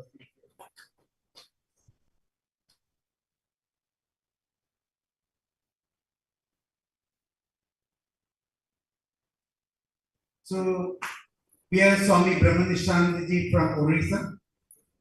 He is here from Mangalore now. He has got one center in memory of Swami Chidanandaji, who was the president of Shivananda Ashram. Yeah, the later, not Swami Chidanandaji when he was in Shivananda Divine Life Society. After that, some of his students, they formed the Chidanandaji World Peace Foundation. Swami Chidanandaji World Peace Foundation. Then Swamiji is with that mission traveling to different parts of the world. I invite Swamiji to give his oration on this yoga and world peace and spirituality. Thank you, Swamiji. Pranam.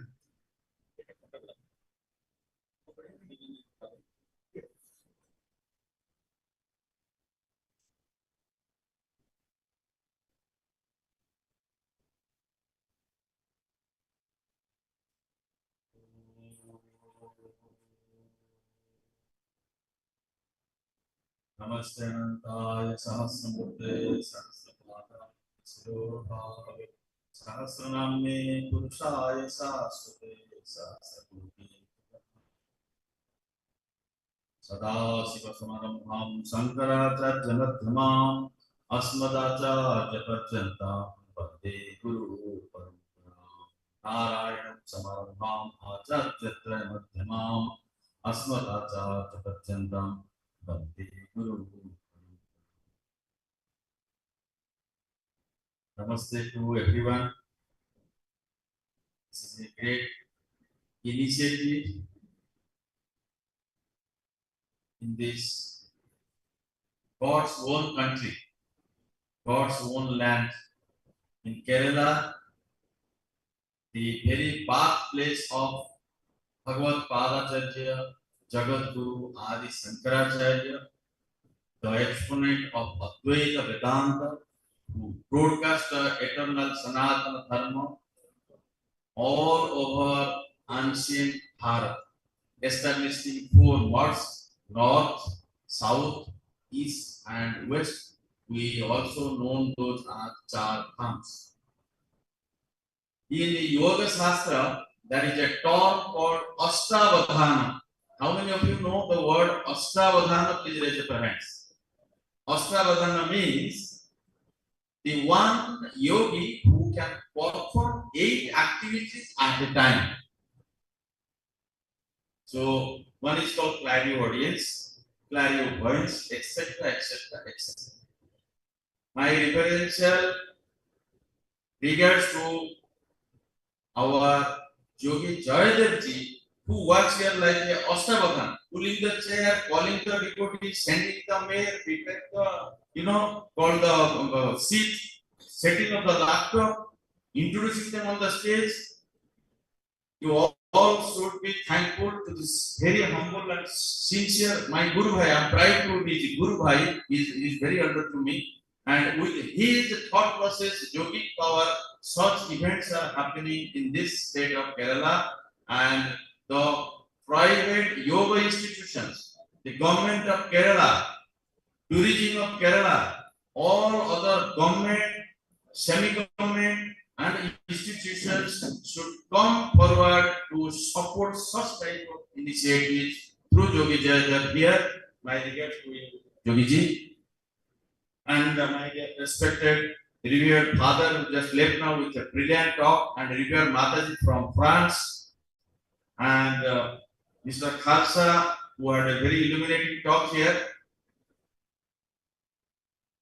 The term yoga not only misunderstood in the West, more misunderstood in East and especially in India soil also. When we say yoga, it is been pronounced as yoga, yoga, yoga, and generally the public mind, the maximum humanity, they understand it is the postures. You have done yoga? However, I will just speak few moments then on the definition and the actually yoga process and its implication. How can you bring world peace?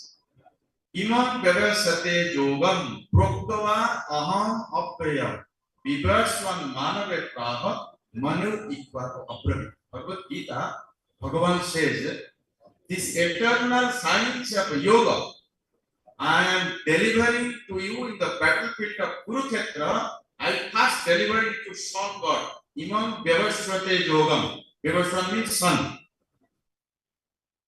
Proktavan Aham. I delivered it. Yoga Apayam, eternal. It cannot be disinterpreted.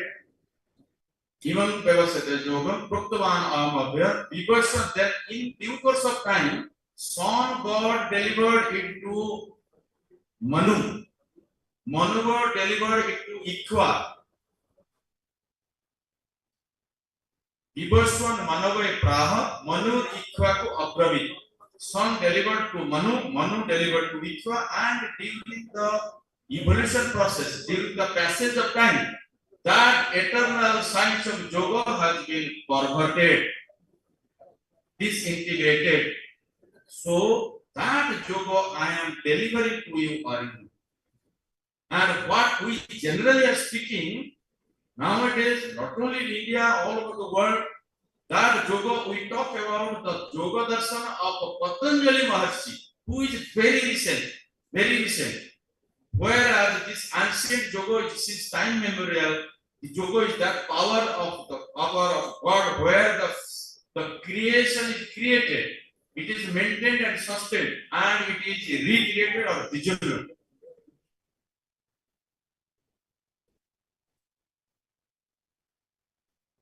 Yoga karmashu kaushalam. Definition number 1: the skillful action, the action what one individual is performing based on absolute God presence, observed in the thought of God, and without expecting any result of the action, is the tricky method, is called the skillful method, and this is one definition of yoga.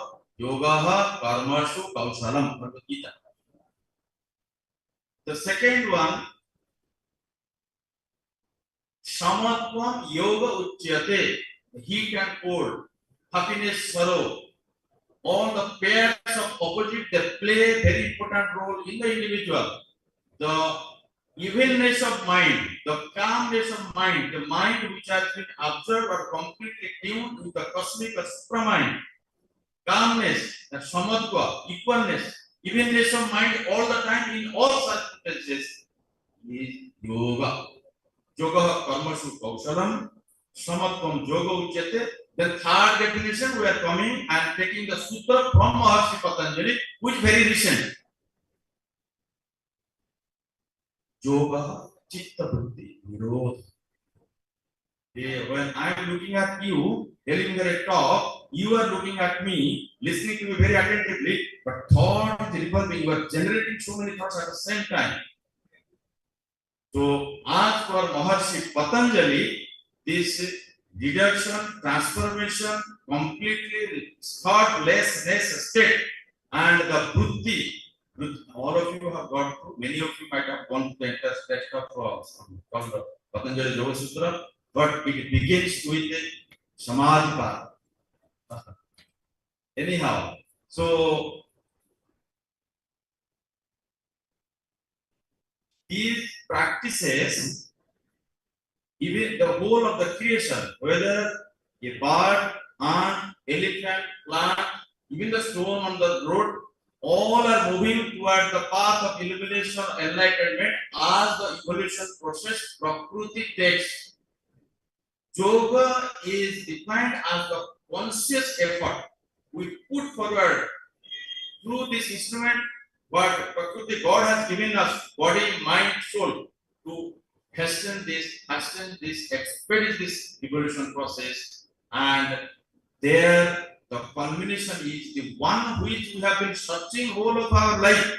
You call God, Allah, Jesus, Muhammad, Guru Nanak, Wahai Guru, Jesus, the one which has been searching whole of your life is there in you, speaking through you, listening through you, and he is pervading whole of the universe. And there the Vedantic culmination comes to Tattvamasi, and the disciple realizes, I am that. And Bible also says, I and my Father are one. So the Bhagavad Gita, when the beginning stage also starts, with all 18 chapters are 18 yogas. When you are into depression, you do not know what to do, what not to do, mind in a confusion state, despondency situation, that also might be looking negativity, but it's also a state of yoga. And Bhagavan says in Bhagavad Gita, it is called as Arjuna Vishada Yoga, yoga of despotence. Yeah, you are just you will be now evolving further. So yoga karmashu kausalam samatvam yoga uchyate yoga chitta buddhi nirodha. The prime definitions are many. Your Sanskrit words are there. You can find many. These are main prime definitions of yoga. And when we are coming to the Patanjali system of yoga, we are directly hitting into the further limbs of the Ashtanga yoga, neglecting the very foundation which we call as Yama and Niyama. These are called not restricted to Hinduism or to the Vedic tradition, not restricted. It is the universal religion. It is the universal law. It is the, all religions will accept it. Satya, Ahimsa, Brahmacharya, Aparigraha, Sraddha, Santosha, Samadhana. These are all minimal things. The one which has been struggling for 20 years or 30 years and write books on yoga, doing research work, delivering powerful talks, both in the television, news, and put his old father and mother in all this old age. So, yoga, it is the sense of your behavior, your conduct, how you speak, the practice which you perform morning and evening for 1 hour or 2 hours. What we call yoga, whatever we pronounce, is also not a license to do all inhuman, unethical, immoral activities throughout the day or the night. Yoga is round the clock. Yoga means ethics. Yoga means morality. Yoga means truthfulness. Yoga means not to hurt the feeling of any other person in thought, word, or deed. Forget about action. Not even projecting a thought against somebody in your thought process. It is also hamper and against of yoga. Yoga is love. Yoga is forgiveness. Yoga is kindness. Yoga is compassion. Yoga is somebody is there fasting and asking for food, and I will, in my food plate, I will have the food and deliver to the beggar first, then I will have my own food. That is yoga. Yoga is not getting by heart of the entire scripture. Yoga is not that what you are delivering throughout the world. Now the time is not to go for research, not to go for so many things. I'm not degrading for this attending, or I'm not speaking that those are people. So what must be done? India government is doing so much. Then it is the India government only, Modi ji, who initiated the International Yoga Day to the United Nations and the whole world celebration. But what I am trying to tell it is, how do I behave with the auto driver, rickshaw puller in the street?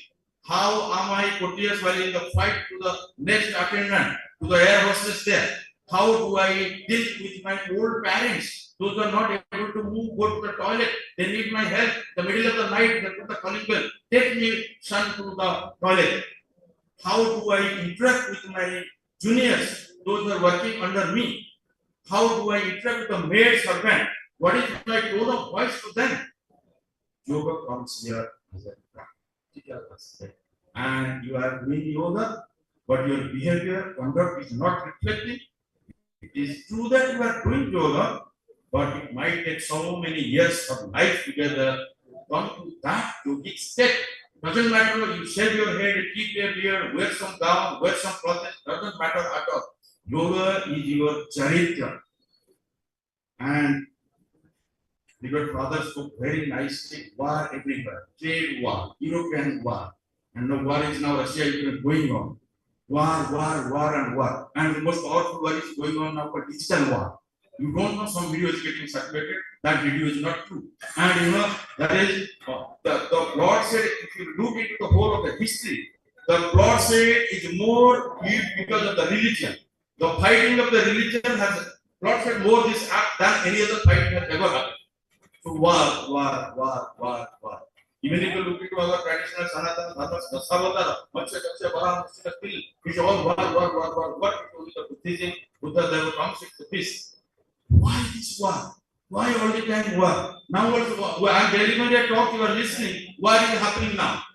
Bombs are being sent now. bombs are thrown and explosion is there and people are dying. Now also people are dying. When we are celebrating this yoga festival, people are dying in different countries. This war which is happening outside of the world is actually the war happening between the individual. The demonic propensity is hidden within, the divine propensities in the individual. Always the war is happening. Always the war is happening, and individual war happening within the demonic propensities and the divine propensities, and in a mass scale, in a resultant effect, it is taking the shape of nuclear weapons, of mass destructions, killing innocent lives, and other forms. Dalai Lama said, if a small child of 5 or 7 years will be taught meditation, the world will automatically happen. Now, I am not meditating for 1 hour. However, I am commanding my children, oh, you sit down for meditation for 1 hour.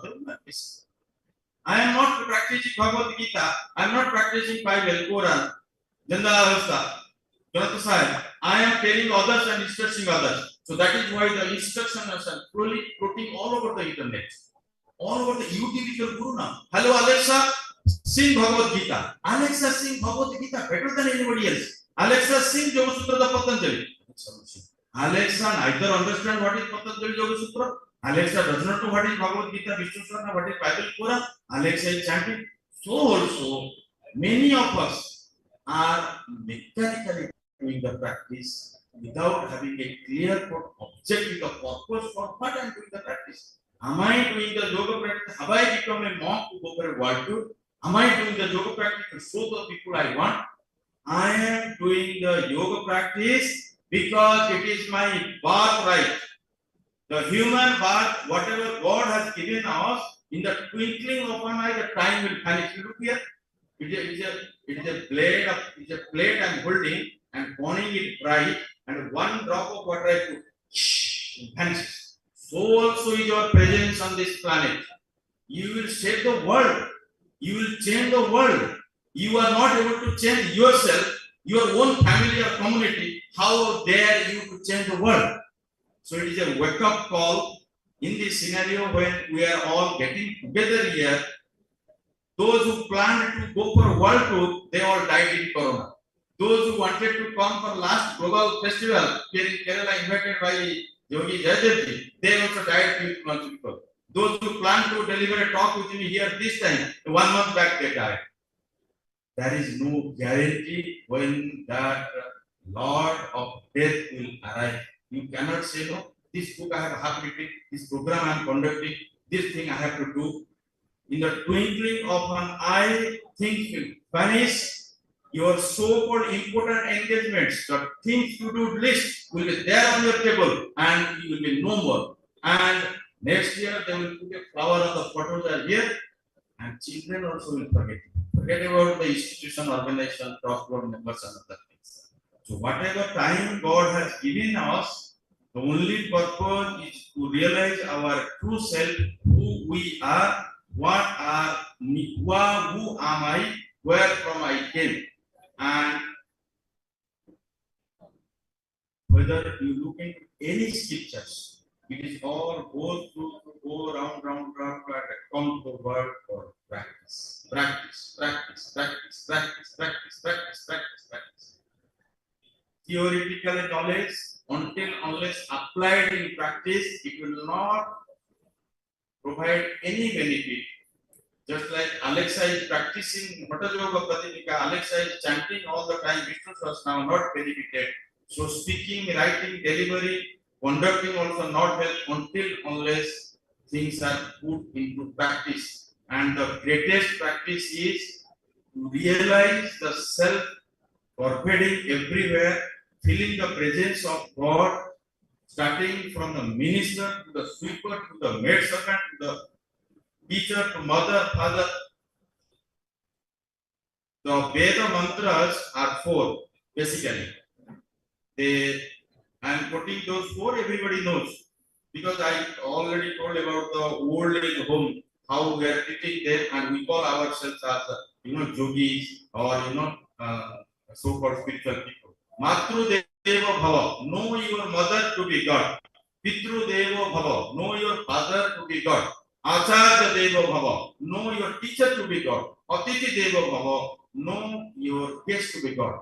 Swami Vivekananda, the one who first time in the modern history of the world who traveled all the way from India to Chicago in the United States, delivering a message on Sanatana Dharma, who just spoke about 5 minutes, commencing with Sisters of Brothers of America, and the whole world came to know the existence of a great nation called India. He added another 3 mantras to this: Matru Deva Bhava, Pitru Deva Bhava, Acharya Deva Bhava, Atiti Deva Bhava. He said, you have to, now the way India is going on, the situation in India, you have to add another 3 mantras I am giving. Murkha Deva Bhava, Daridra Deva Bhava, Rogi Deva Bhava. Know the illiterate, uneducated as God. Know the diseased man as God. Because there was plague. There were one village was completely washed away, people were dying. Nobody was approaching the village. The village was cut off from the mainstream. Those are the days I am talking about. Pre-independence India, Britishers are just entered, and there is a freedom movement is going on. And these are the time when Swamiji for 11 September 1893, Chicago. So India now has changed the scenario. A new India has come with the leadership of our present Prime Minister Narendra Damodar Modi ji. With his initiative, the International Yoga Day is being celebrated all over the world. So 2 books I have released in the United Nations soil during the International Day of Yoga, Yoga for World Peace. There I have clearly marked what yoga is, what yoga is not. People are going to the sea beach, they are having all this type of nonsense, and they are putting a board called sea beach yoga. Any actions against the ethical moral code of conduct in human act is not yoga, however clever you may put it. So this book, when you have a time, it will be there in the Amazon, you can have a copy. Then meditation, you have got thousands of meditations you would have gone through. Another one I have already put there now, small book, The Power of 300 Seconds Meditation. We need to capture the American youth that book is. So time is less, maybe tomorrow time is there, we will go in detail, have a clarity upon what yoga and what yoga is not. And whatever the asanas we are doing, that is of course yoga you are doing, but asanas. Before asanas, Dhamma, Niyama, the third month asana. The Dhamma and Niyama are more important. Swami Shivananda, the modern yogi, the great, they say Vivekananda appeared on the world stage and told the humanity what to do. But Swami Shivananda came to the world and told everyone how to do. He came and told what to do, and Swami Shivananda came and told how to do. Yoga in a simple language reached the nook and corner of all over the world. There is not a single country left on this planet where Swami Shivananda's literature has not entered into. Anything you want to know about yoga, spirituality, religion, Sanskriti, you just type in Google. How do I live for 100 years? By Swami Shivananda, the book will come. How do I control diabetes? By Swami Shivananda, the book will come. How do I attain Samadhi? A big book is there. How to attain Epicurus? The book is there. What is Ayurveda? A book is there. How do I educate my children? Book is there. Parenting book is there. He is an author of 300 books. Anything, any question in your mind, you need not ask anyone. Simply put and buy Swami Shivananda book. Book will come free download. So I am grateful and thankful to my good Bhai Vijayadev, who was a teacher in Shivananda Assembly Rishikesh, and my teacher studied under him. Thank you. Thank you to Asravardhan Yogi Jayadev ji. Thank you, Swami, for expressing your experiences of ascetic life. What you have undergone through Siddhantaji, and also that you is continuing their lineage and traveling to the various corners of the world. Now, actually, we are very late now to complete. There are another presentation. Tomorrow we'll have a more on scientific presentation by the many eminent people. Dr. Pintu Putiji, Dr. Ravindran ji, other people are also coming, Dr. Shashidharan, many are coming tomorrow. So we'll have very good interaction studies on the concept of consciousness and mental health also. With these words, I would say that we will conclude this opening ceremony of this Global Yoga Festival. But we are making another curtain raiser to the Somnath Cultural Festival. So Somnath Cultural Festival, the idea came from, I was living in Gujarat. So suddenly we have been thinking about something to start, naturally evolved a concept of Somnath. And the Lord Shiva is also a master and teacher of all these performance of dances and all. So with the base of this concept, we named as Somnath Cultural Festival. And next year onwards, this will be an international Somnath Cultural Festival.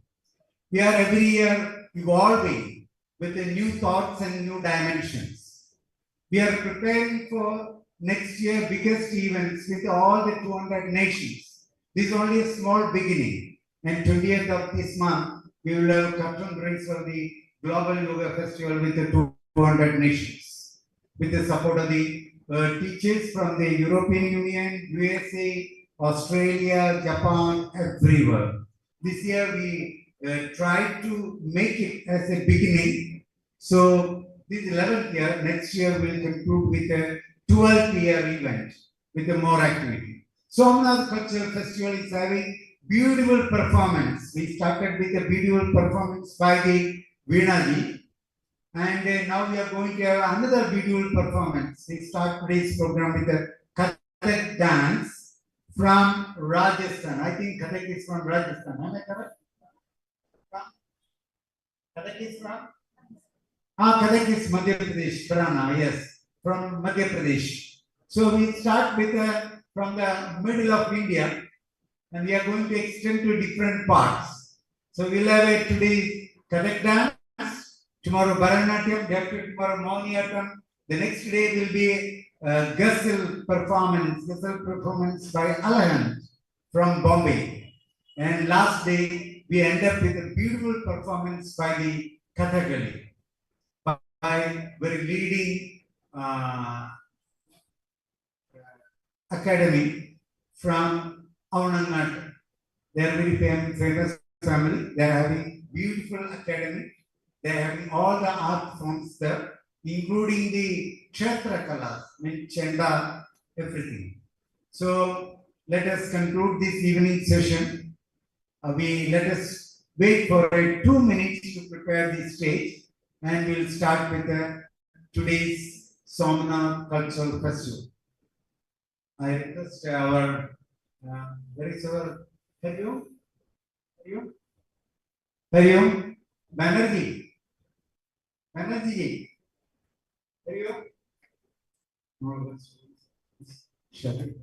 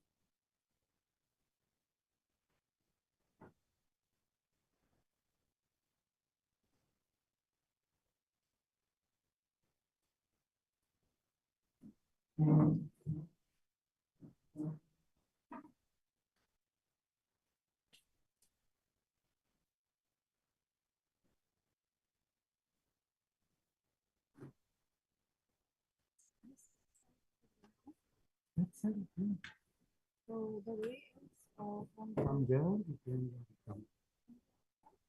No, here there is a door.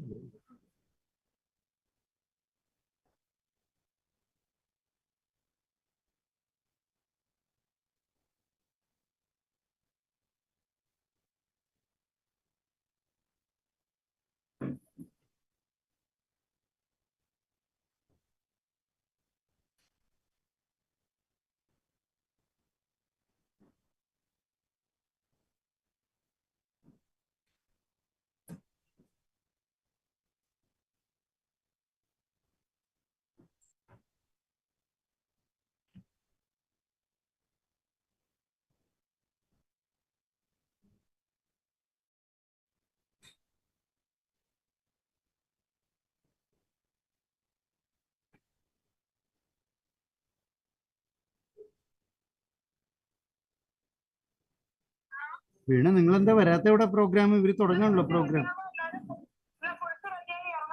ആ വേഗം വരൂ programme തുടങ്ങും നിങ്ങൾ ഞാൻ ചെയ്യാൻ കൂടുതൽ ആരും ഉണ്ടാവില്ല നിങ്ങൾ കൂടി സപ്പോർട്ട് ചെയ്യണ്ടേ please within 5 minutes to be here they will start the program please.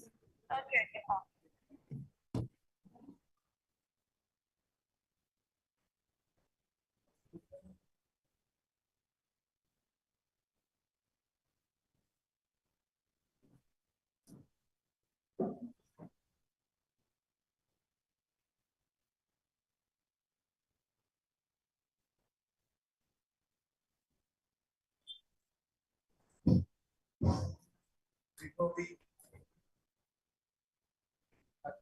of the Somnath Cultural Festival, I think they needed 2-3 minutes more to be ready for this one. We're going to do a single meditation program. 5 minutes meditation. We are all busy in our day-to-day life. In day-to-day life, we are all busy. From the moment you wake up, we will begin to communicate with the world and we will make the mind to act in a continuous rhythm. It's moving from one plane to another plane. And many times a mixture of experience of pain and pleasure, hope and desperation, failure and success. And the day we end with a mixture of experience, but never come to a state of happiness and peace. So your meditation is one of the best tools to get established a state of our real state of existence. We hardly remain in our essential nature. We are always swinging from like a pendulum to one end to another end.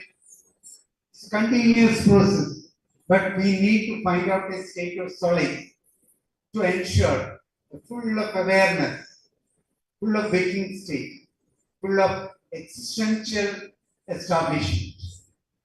How we can do in a very simple, gentle way. So I request everybody to be more in straight sitting posture, in a comfortable sitting posture. Please switch off your mobile. Keep safely by the side of your body. And make sure that you are in this hall. And make yourself totally free for another 5 to 10 minutes. Meantime, everything will be ready. 10 minutes time. Let us be totally isolated from all the relationships, from all the entanglement, all the process of involving, and whether searching or seeking, but to be with us. So make sure that you are in this space. Slowly withdraw. Accept this space. You cannot create a conflict, but create a state of acceptance. Feel peaceful, relaxed, comfortable, and secure. And relax fully. You are taken very well care here in this room. And feel your whole body, because you exist in this body, from the feet to the top of the head. Adjust your body, feel your body, leave your both legs totally balanced through the hip. Keep your hands fully relaxed to the shoulder. Keep the whole trunk to be more relaxed and easy. And feel the sitting areas of the body. Through the sitting area, you are getting balanced. From the sitting area, try to feel the whole pelvic region. Feel relaxed and adjust yourself for more stable. Let us feel our abdominal plane of the body and feel ease. Now feel the thoracic plane of the body, your chest, back of the chest, sides of the chest. Feel relaxed. And feel your clavicular plane of the body, feel relaxed. Feel your neck and your face and forehead. Leave your facial muscles fully relaxed. Leave your ear, eyes, nostril, everything totally relaxed. Whatever the experience comes, let it be and feel it. Feel the top of the head and crown of the head.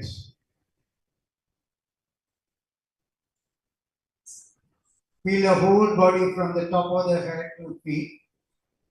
Leave all your pain, tension, stress, everything to the ground and feel ease. As we exist in this body, we are alive. So the living condition, we come to know that through the experience of breathing movement happening. It is happening, we are not doing, but it is happening. In terms of some breathing movements, the movement of the body related to the breathing gives an experience of opening a lotus and closing a lotus. The soothing, gentle movement, expansion, retraction. Like a lotus is getting blue, lotus is getting closed, very gently relaxed. So our own experience, try to communicate with your life activity, very simple way, and remain as an observer. Whether this experience of this breathing movement happen even at the tip of the finger and tip of the toes and tip of the hair. Akesha Amakakrasya.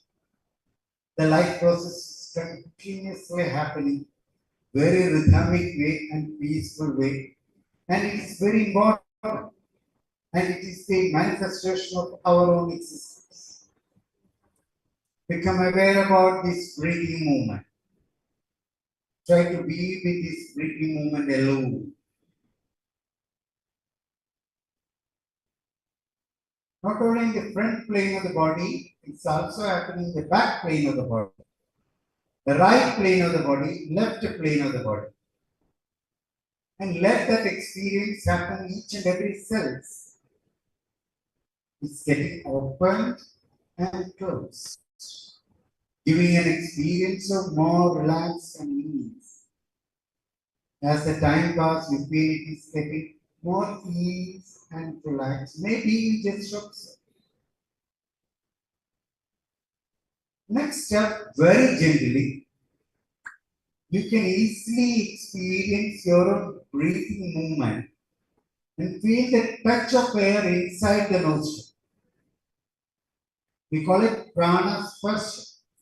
That sensation of the touch sensation of the incoming and outgoing breath inside the nostril. The cool air is getting sucked in, and there is a cool touch sensation while inhalation. That sensation guiding you more inside Just be with that experience. While exhaling, the hot air is getting exhaled. Feel the touch sensation of the exhaled breath. And you try to feel that experience of touch sensation of the exhaled breath. Try to be with this experience sensation. You're not working with the air you inhale and exhale, but you work with the be with that sensation. It is untouched by any mental modifications. This sensation is helping you. There is no quality in this sensation, but the sensation gives you a state of peacefulness and peacefulness. Let that sensation continue to flow. Help you to make a journey, be with that sensation.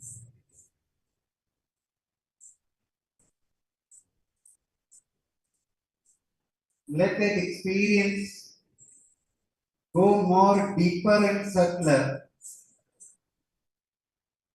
and watch them.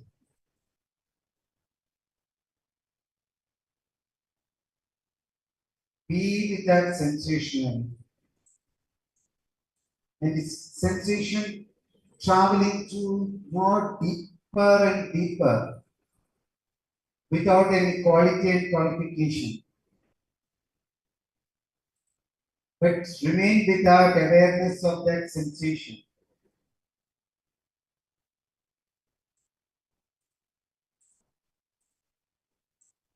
If thoughts come, let it go, but try to be with that sensation alone. It's your own experience.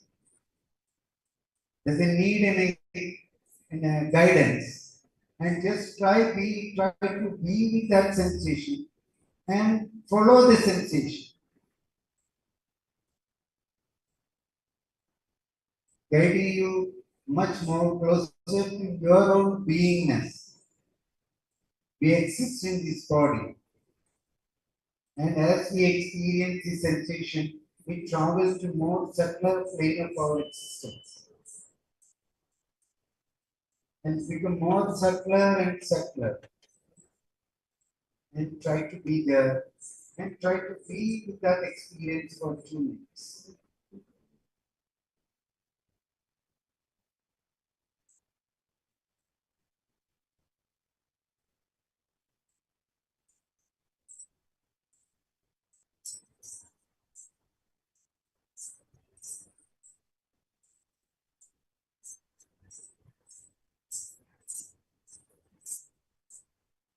And observe while inhaling that sensation going to what direction.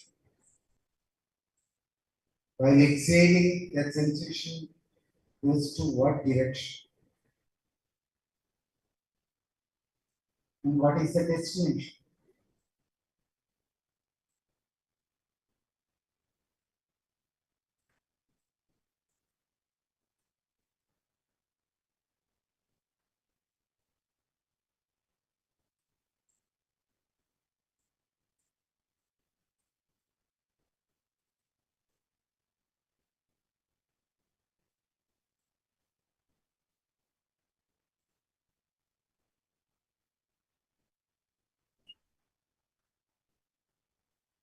Hari Om.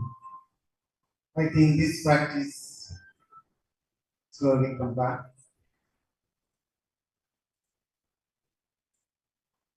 This practice everyone can practice every day, everywhere. While working, take a 2-3 minutes time. Try to communicate with your body. Try to feel your own breathing movements. Try to be with the breathing sensations. And guided by the sensation, try to go more deep into your own self and be with self and get established in yourself. Maybe from there you can transcend further to higher level of your existence. Pranam, namaste. I think they are ready now.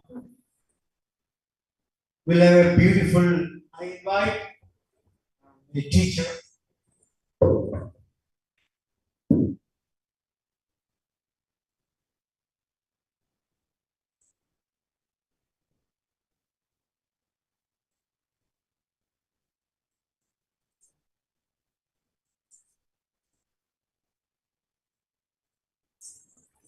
make a curtain raise of the Somnath Cultural Festival. We are blessed to have the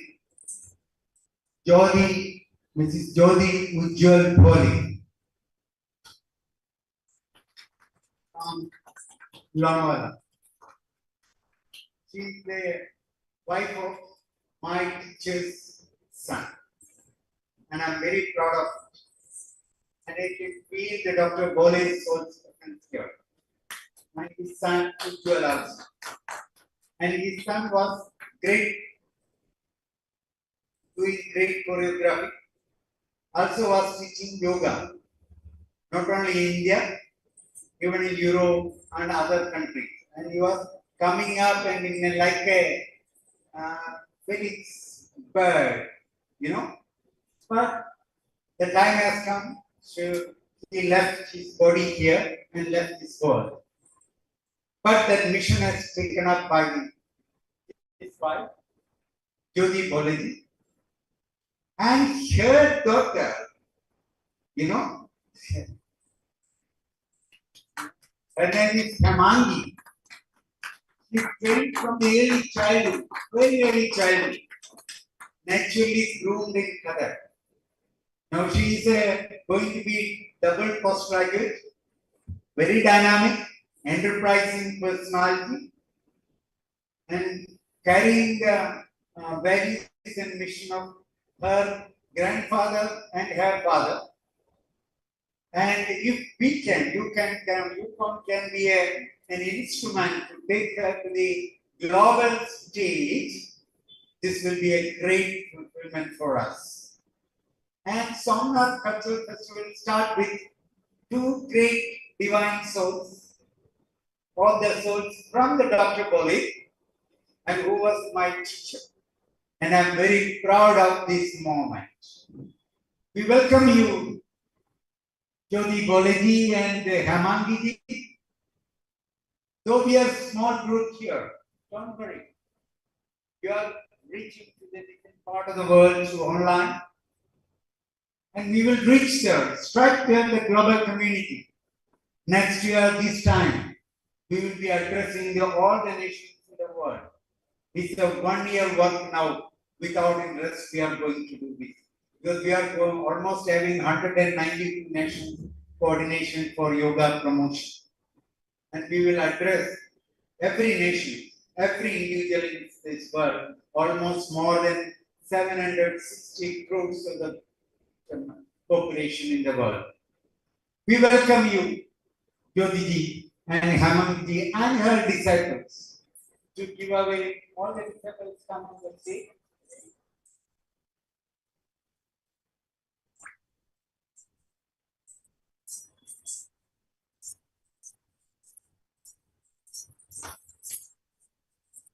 So we welcome you, all the disciples of this Jyoti Boleji and Hemangi and their children. And this should relate to the community, different part of India and global community. So we are very happy. We welcome you and make a good historical curtain raiser for the next year's event. We welcome you on behalf of UConn, Universal Yoga Consciousness, and from my heart and in my day, people from this part of this institution. Thank you. Pranam. Namaste.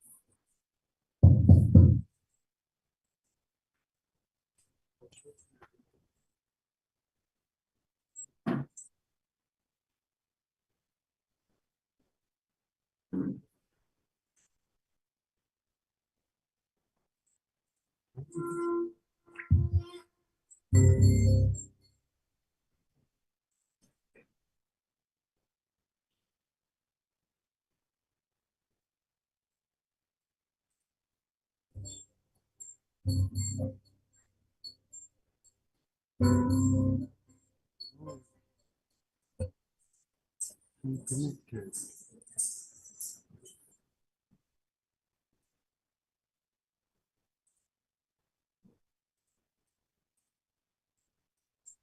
Sorry.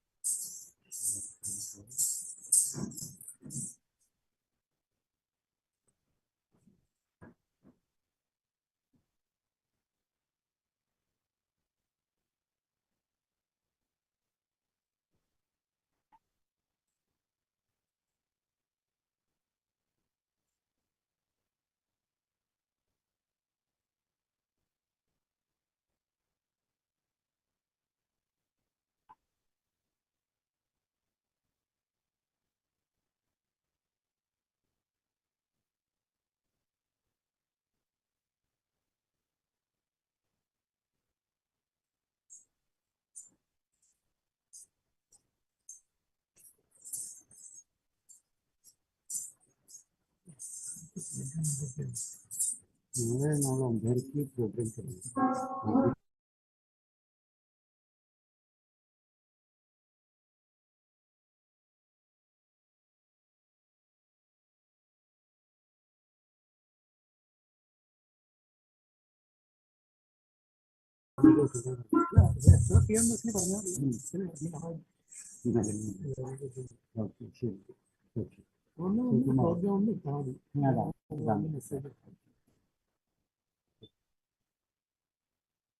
Good evening, one and all present here.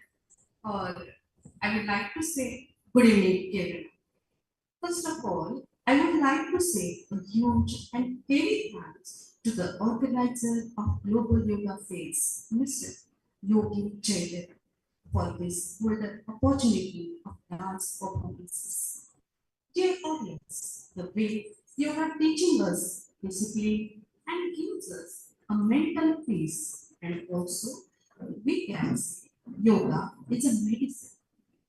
The same way, dance also gives you a mental relief, happiness, and a physical exercise. We, the Nada Brahma, are on stage to give you our best. So let's begin. Nada Brahma. Nada means noise. Brahma is the all-pervading spirit of the universe.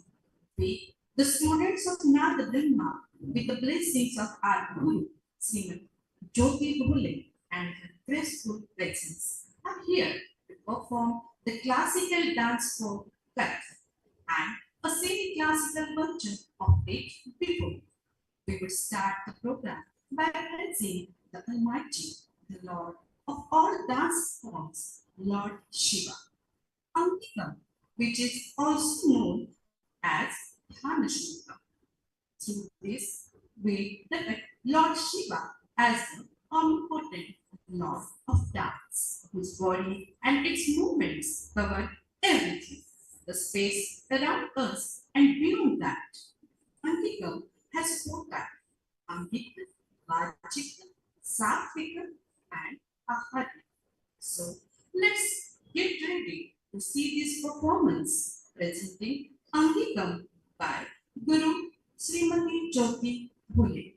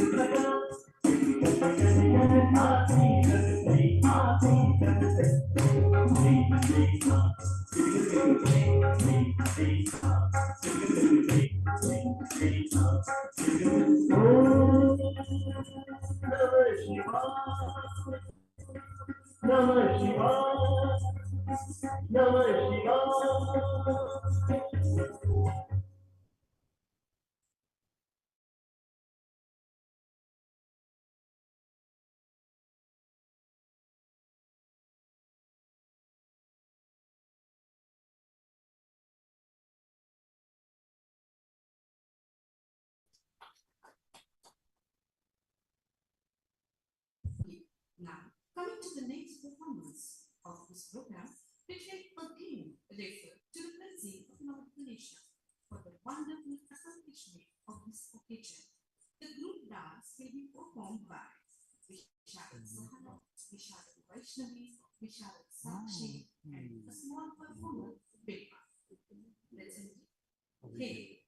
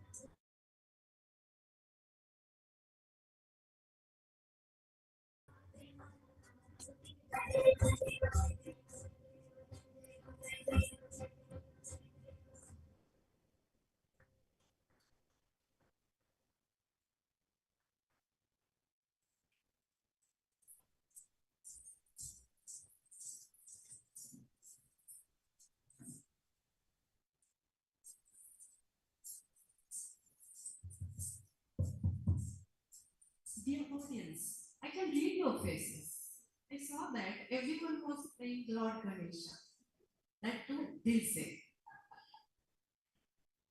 Up next, we have a graceful Kathak solo on the song Manmohini from movie Hum Dil De Chuke Sam. This performance celebrates the beauty and charm of a woman. To life through expressive movements and intricate footwork. Sit back and enjoy the rhythm, grace, and elegance of Manmohini. Here comes Vishal Hemangi Bhole to perform a solo dance Manmohini.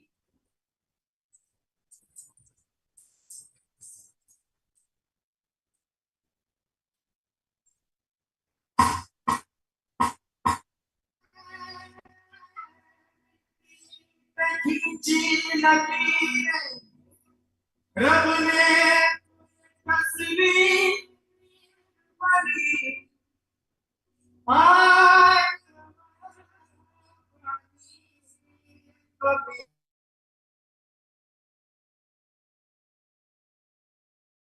तस्वीर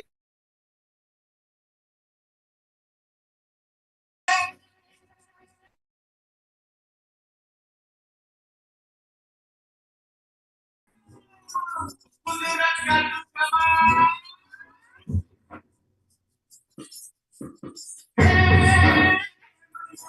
तेरी अदा तुझे जब देख ले वैसे जब झट झट झट झट है बिगाड़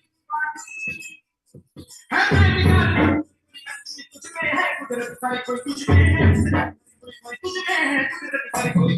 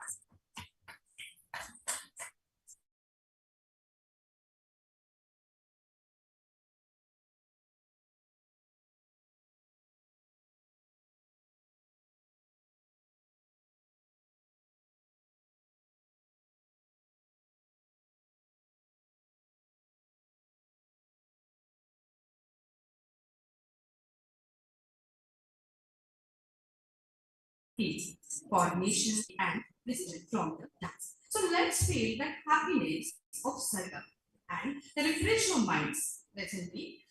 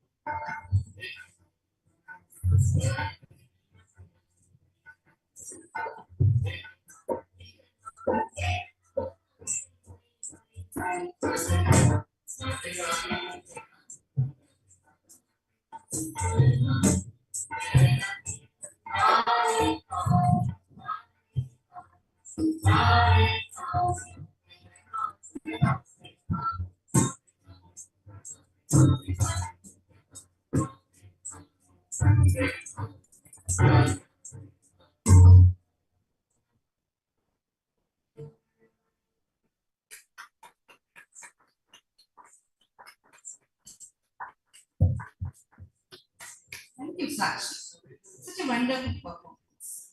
The Shiva Tandava is a vigorous dance performed by the Hindu god Shiva that symbolizes the cycle of creation, preservation, and destruction. It is a powerful and energetic dance that embodies Shiva's fierce nature. The Shiva Tandava is a symbol of the cyclic nature of the universe. Each movement and gesture in the dance has profound meaning. The dance represents the five manifestations of eternal energy: creation, preservation, destruction, illusion, and humanization. Rudra Tandava, Ananta Tandava are the two forms of the Shiva Tandava.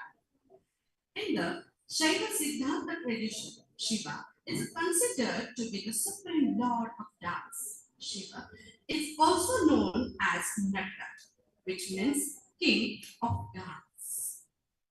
Here we have a small performer, Bilva More. She is going to perform Shiva Shambhu. Let's welcome her.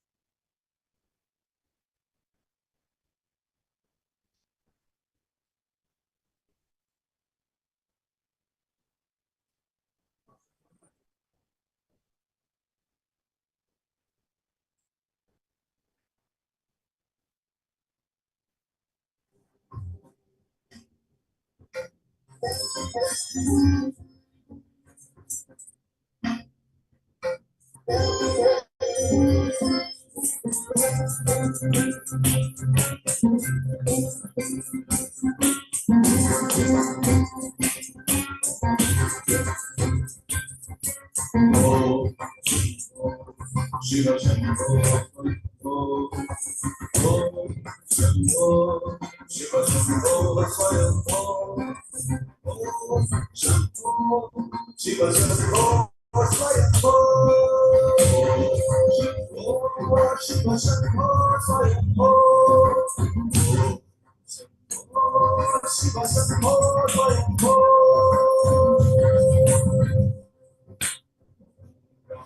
Shankara Karuna Karana Mamava Avasaya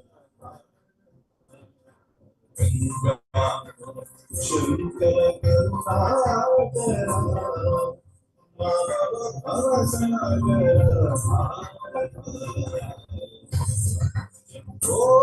Shiva Shambho Swayambho Shambho Shiva Shambho Swayambho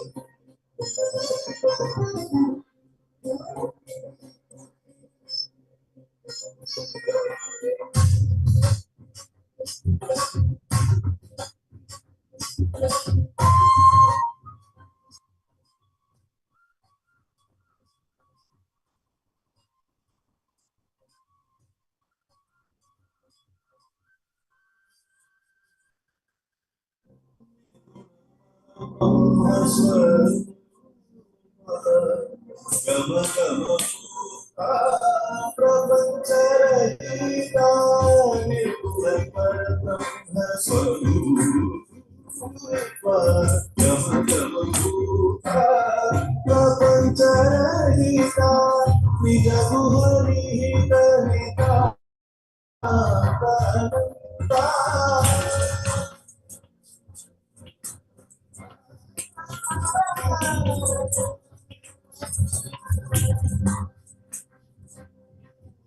Hare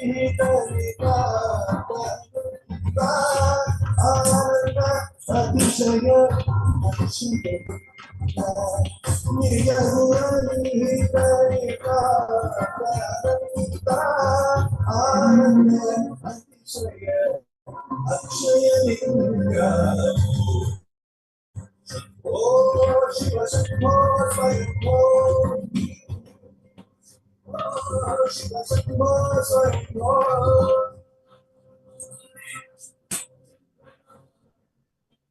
Hare Hare Mahadeva Shambho Shankara. Mahadeva Shambho Shankara.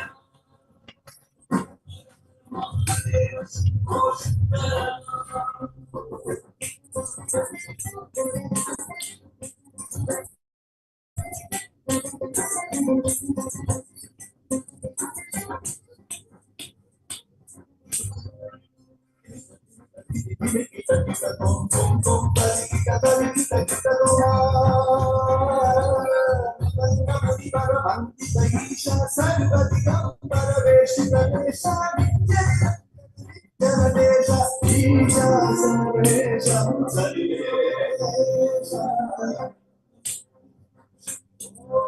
Shiva Shambho Swayambho.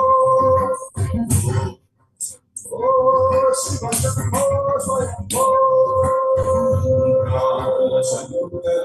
Karunakara Mama Bhasara Shankara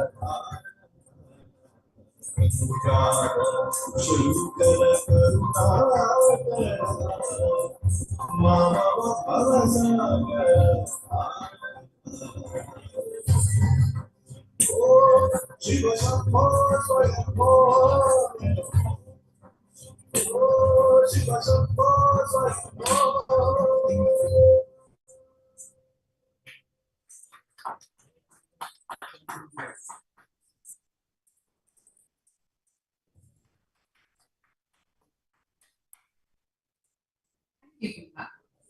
यहाँ उपस्थित श्रोताओं में कोई शायद ही ऐसा होगा जो भगवान विष्णु के 10 अवतार के बारे में जानता नहीं होगा।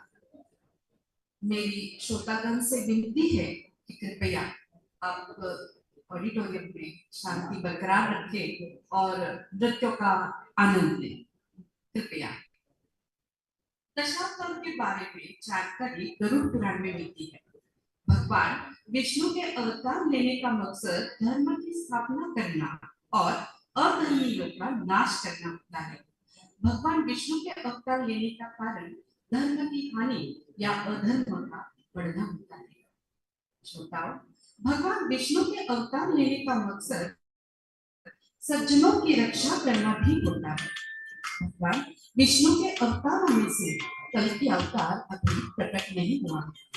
मान्यता है कि कलियुग के अंत में धर्म की स्थापना के लिए भगवान विष्णु कल्कि के रूप में अवतार लेंगे। मत्स्य, कूर्म, वराह, नरसिंह, वामन, परशुराम, राम, कृष्ण, बुद्ध, कल्कि यह दशावतार। दशावतारों का सांस्कृतिक और दार्शनिक महत्व भी बड़ा सात्विक है। मत्स्य अवतार से ज्ञान का संरक्षण होता है। कूर्म अवतार से धैर्य और सहयोग का महत्व होता है। वराह अवतार से पृथ्वी की रक्षा होती है। नरसिंह अवतार से न्याय और साहस होता है। वामन अवतार से विनम्रता और दैवीय शक्ति की विशालता होती है। तो श्रोताओं, चलिए दर्शन करते हैं दशावतार आपके सामने प्रस्तुत कर रहे हैं गुरु श्रीमती ज्योति भोले, विशारद हेमांगी, विशारद साक्षी, विशारद वैष्णवी, विशारद सहारा। आइए देखते हैं Dashavatar.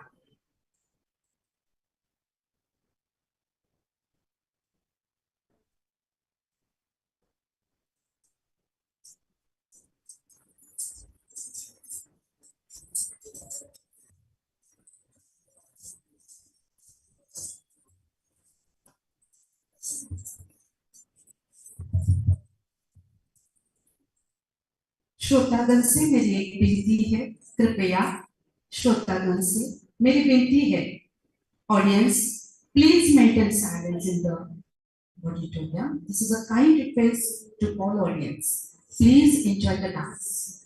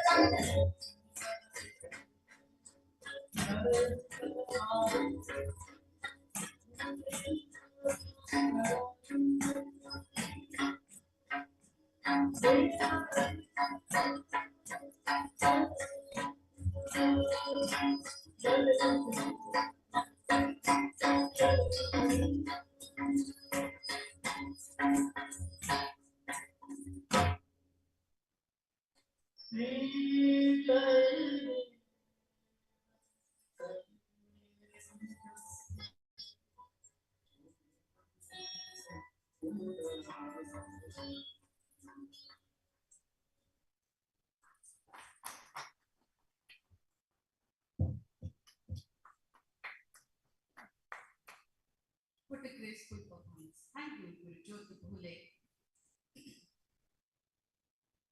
A traditional Kathak performance begins with Saraswati Vandana, a devotional piece invoking the blessing of Goddess Saraswati, the deity of knowledge, music, and the arts. This is followed by a Tihar, a rhythmic pattern, repeated thrice, which concludes on the sum, creating a sense of balance and completion. Next, Todi, showcasing intricate footwork and rapid swings where technical, fast-paced, dynamic movements are displayed. Paran then follows, often set to go a powerful rhythm derived from Bhagavats or Tamba. Kavita is a poetic composition that lacks the meaning of verses through expressive movements, beginning bringing stories or emotions to life. Ratanikas introduces subtle, delicate movements representing daily life or graceful acts of nature displaying feelings of expression or movements. Last but not the least, Huli, a unique piece of deeply explores Abhinay to interpret devotional or emotional themes which include the emotional storytelling. A kind request to the all audience, please maintain silence. Here is Ami, Vishada, Vaishnavi with Dha, Da, Ta, the solo performance. Once again, a kind request to the all audience, please try to maintain silence in the auditorium.